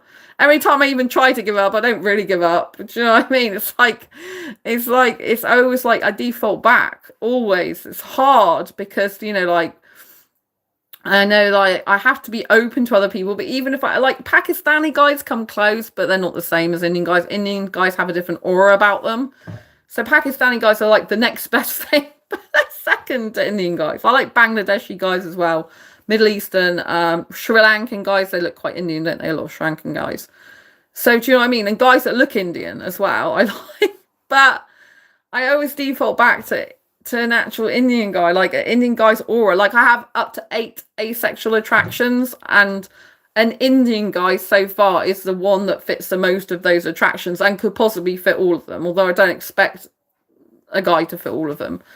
But yeah, so it's just kind of crazy how I so believe this. But I didn't know this until 2014. This didn't enter my remit. I hadn't even been with an Indian guy at that point. Now I've had video dates with Indian guys. I've kissed Indian guys. Had an in-person date with an Indian guy. I had a relationship with an Indian guy briefly. But I haven't actually been in a serious, committed, long-term relationship with an Indian guy that's worked out yet. Oh, dearie me. But it doesn't mean to say it can't happen. It's just, I would probably have to him to have very understanding parents as well. Because I like to kiss in public and hold hands in public.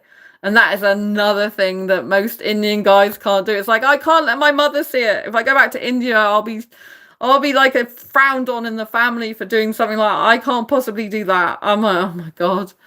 It's like I have to have freedom. It's a deal breaker for me. Public displays of affection. Kissing in public, a lot of kissing. Even in public, holding hands. I really need an Indian guy that's very, very liberal, that's like really doesn't care what his parents think, or has got very liberal parents. I don't know if he exists in this lifetime, but parents that would just go with the guy. What did you say? I dated an Egyptian. Oh yeah, they're quite good looking as well. They remind me of Indian guys sometimes, right? I dated an Egyptian going through breakup, but yes, sometimes beliefs do play a key. I am agnostic and he was Muslim, but I really did love him. We were dating for 2.5 years. We lived together. Oh, bless you. I know some Egyptian guys, they do look Indian as well, don't they? Oh, I'm so sorry. It can be really difficult. Like, I'm more spiritual than religious. Technically, I'm Christian, but I don't follow all Christian stuff. Like, I don't believe in the Holy Spirit, for example. So for me, I have a very personal belief, like God and the universe, literally God and the universe are spatially, like here to me, God's there, universe there, Jesus is there. That's how I relate to them spiritually. They're usually with me unless I feel disassociated from myself, which I was feeling earlier, somewhat. I'm feeling better now for talking here. I'm like, you've got to get back to live streaming, Sandra. It's your thing. Connect with your audience. That'd be good for you. So yeah, I feel God in the universe has been with me a lot through my life. So it's hard. It's hard for me to have unwavering faith. Yeah, mine didn't look Indian at all. Oh, that's good. But honestly, I'm healing and spiritual as well. Oh, it's so nice to talk to you. I love all the pink hearts. It's very sweet.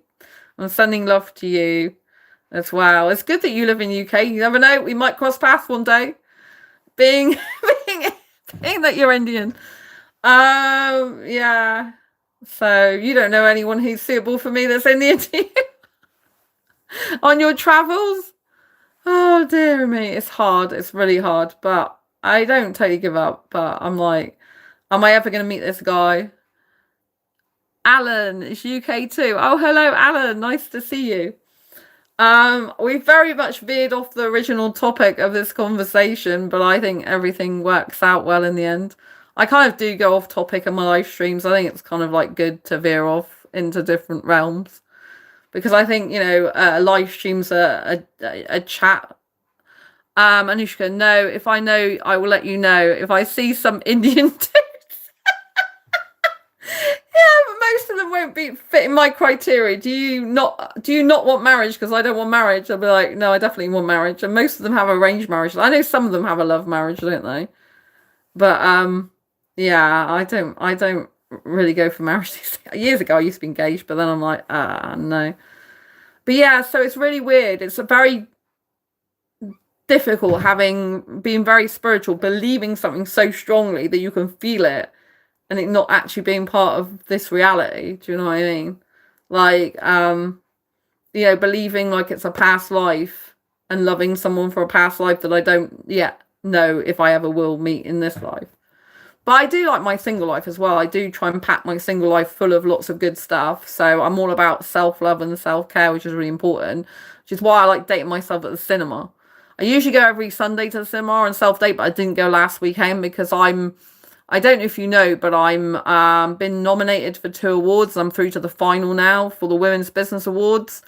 So Speaker of the Year and Diversity Inclusion Awards. With Women's Business Club, and so I have to do a lot of work for being a finalist now. So I was doing that over the weekend. I had to create my own profile on Women's Business Club because that's where people can vote for me starting from the 1st of November. So the voting and judging starts next month. People can still nominate people. So I don't know who nominated me, but someone nominated me for both those, which I'm really pleased about. And I find it an honour. I'm going to the VIP red carpet event in London on the 3rd of December. So I'm spending a few days in London, which will be really good. Wow. Congrats. Thank you. Proud of you. Look at you. Entrepreneur. Thank you. I'm actually known as the Asexual Entrepreneur as my other title besides Sandra and Asexualise. So I have another channel called Make Money, Make Cash, which is a smaller channel. It hasn't got as many subscribers or views as this, although it's got over 350,000 views.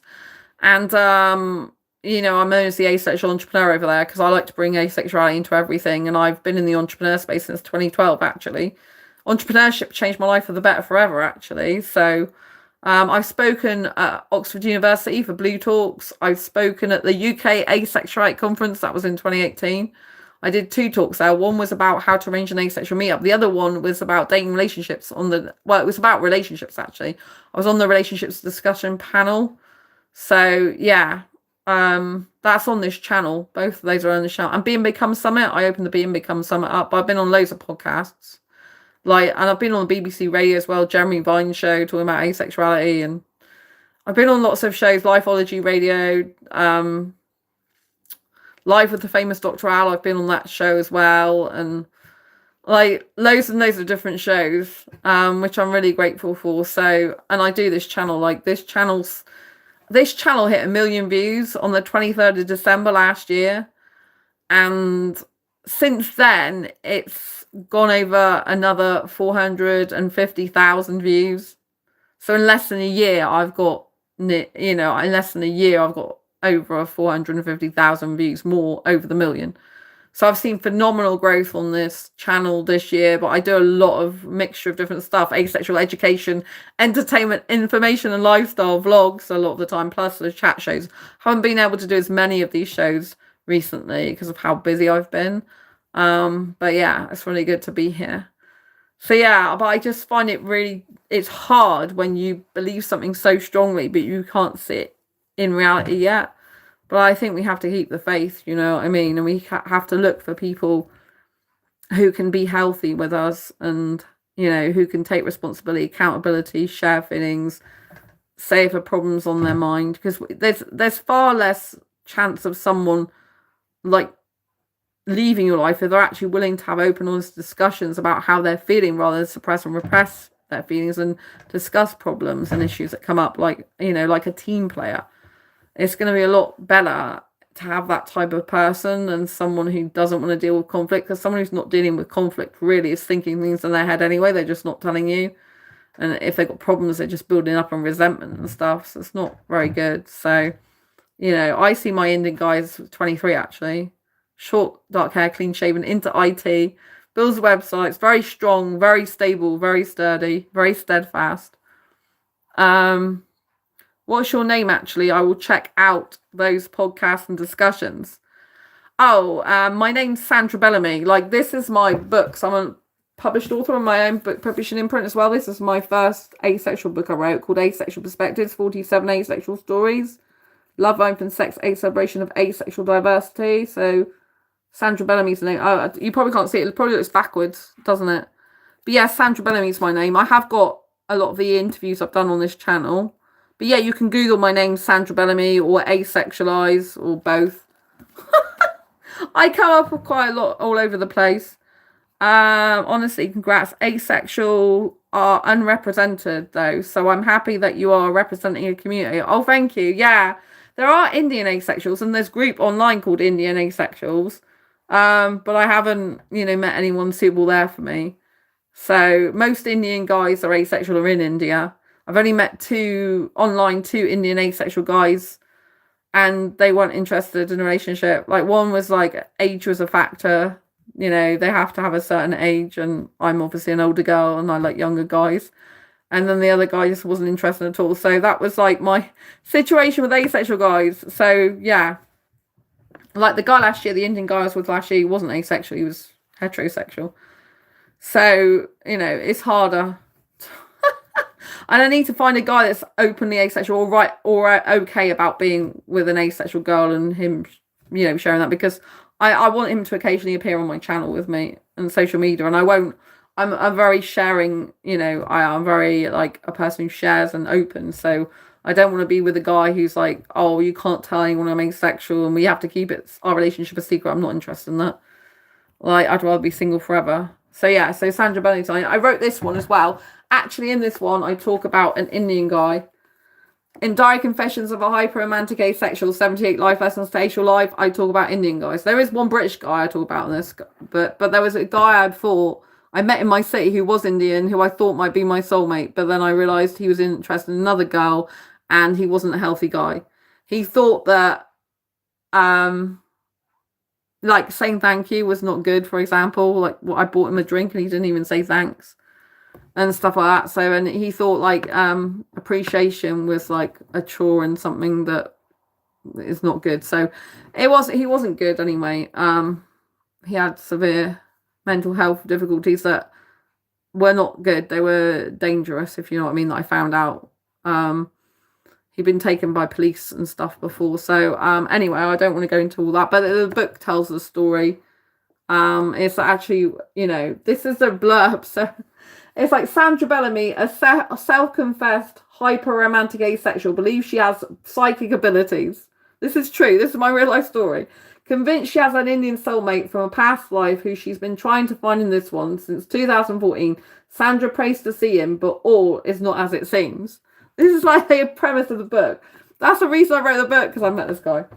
So literally, I saw this vision of a guy, the waking vision of a guy who I thought was my soulmate. And like about 3 weeks later or less, this guy shows up in my life.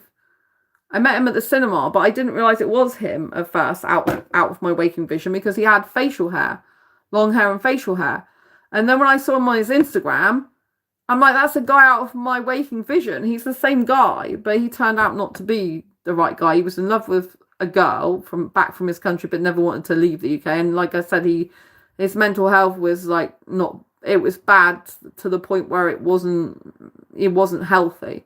Now, some people have mental health difficulties. I have anxiety, but I'm still like, you know, I still am caring and kind and empathetic and all them things. But I found out that he has some serious dark stuff going on in his mind, and he's not healthy because he's been involved with police, and stuff before because of the thoughts he has and people not being safe around him and stuff. So I had to end that in the end. But you can see the full version of this in here. So this was what I said in the book, blurb. He loves tragic love stories and unhappy endings. This is true. To go with his bad boy persona. This is true. She just wanted the guy of her dreams. Little did she know the horror of her vision becoming a reality when a chance encounter changes the trajectory of her life forever. However far their worlds seem apart, fate has drawn them together, but why? So join Sandra from some incredible real-life asexual adventures with many twists and turns of fate where asexy attraction becomes climactic kissing passion. Sensuality turns into personal power, and self-love takes on a whole new meaning. So as she embarks on a journey of self-discovery, uncovering some deep truths in the form of life lessons that will ace your life and set you free to be your authentic self in all your naked soul glory. If you ever wanted to make your own dreams and fantasies a reality and get your asexual needs met, Sandra shows you the way. I haven't read this blurb for ages. And I'm putting it right up to my face, and I'm long-sighted.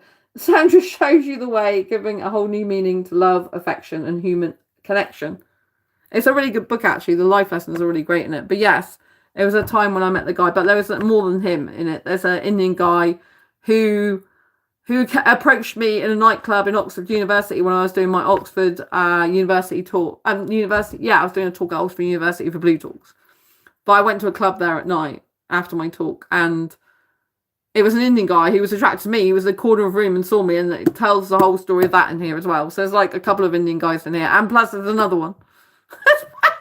An Indian guy that did like me at one of the Bollywood events I went to. So yeah, there's about 3 Indian guys in here and a British guy I talk about.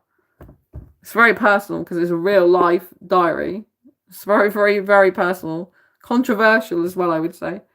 So yeah, I say get a copy of Diary Confessions if you like autobiographical stuff and you want to understand life lessons to do with dating relationships. So you don't make the same mistakes that I do. It's very good. Anyway, yes. Those are my books, Sandra Bellamy. I've also got other books out, including Fibromyalgia Self-Help Handbook. This is my autobiographical book. How to manage fibromyalgia to have less pain, more energy, and feel happy like a superhero rock star. It's told in a superhero style. So yeah. This is me with my superhero outfit on. Ace Fiber Girl. So yeah, this teaches you how to manage pain up to 25 aspects of your life. It's told in a superhero way. Most of which applies even if you don't have fibromyalgia. So that's on Amazon. These are all on Amazon. Asexual Perspectives, Fibromyalgia Self-Help Handbook, and Diary Confessions of a Hyper-Romantic Asexual. So yeah, you can check them out. I used to help redundant workers get back into work years ago before I helped asexual. So I've got my first book out was about redundancy. And yeah, how to break through the barriers of redundancy to get back into work. And A to Z how-to guide. So yeah, I remember that. But it wasn't in a printed version, just an ebook. I've digressed. But anyway, yes. I gotta go. It was nice talking to you. I will check out the book when I can. Lovely chat. I will join in next time as well when you join live again. Till then, bye-bye. Take care. Oh, it's nice to see you. Bye-bye. And yeah, I better end it there because I've been talking for nearly 3 hours, unless anyone else has got any questions. Just to wrap up then before I go, because I think it's important with the title of this video, this live stream, is we need to be finding someone for friendship or relationship that has healthy traits for us in order to be able to effectively communicate and navigate differences and conflicts together. So we need to be looking at someone who's showing up, taking responsibility, taking accountability, working through difficulties together with you, wanting to work as a team with you, and how they behave can indicate how they will be in a conflict. So for example, if there's something they don't like, that upsets them, do they come to you and say, hey, when this happened earlier, I felt really upset and I'd like to talk to you about it? Or do they just ghost you, leave the conversation, shut down, check out of it, that's unhealthy. Checking out, shutting down, going away is not good for you. Right? So you don't want to be having someone like that. You want to be having someone who's open, honest about their feelings, wanting to share, wanting to navigate differences and conflicts together, and wanting to talk about these things as a team. So you feel like the person's with you, and they're not just going to leave you and walk out when you've got some difficulties. They're going to sit down and talk to you about it and try and reconcile and try and work things out to both feel good. I hope you understand this. So look for patterns of behavior. Like, what do they do when they've got an issue? Do they come to you straight away and tell you? Do they say that, something's on my mind, I need to share it with you? Or do they immediately just avoid their painful emotions and shut down and go away, go into hiding, back off, right? You need someone who's going to come towards you in conflict and differences, not going to shy away and go away from you. I'm going to tackle it head on. I hope that makes sense. So look for patterns of behavior. Because if something happens and it's a difficult conversation, something is hard to deal with, and they just ghost you, they can't deal with conflict effectively in differences. And you can't be forever with someone like that in a relationship, because it's just not fair on you.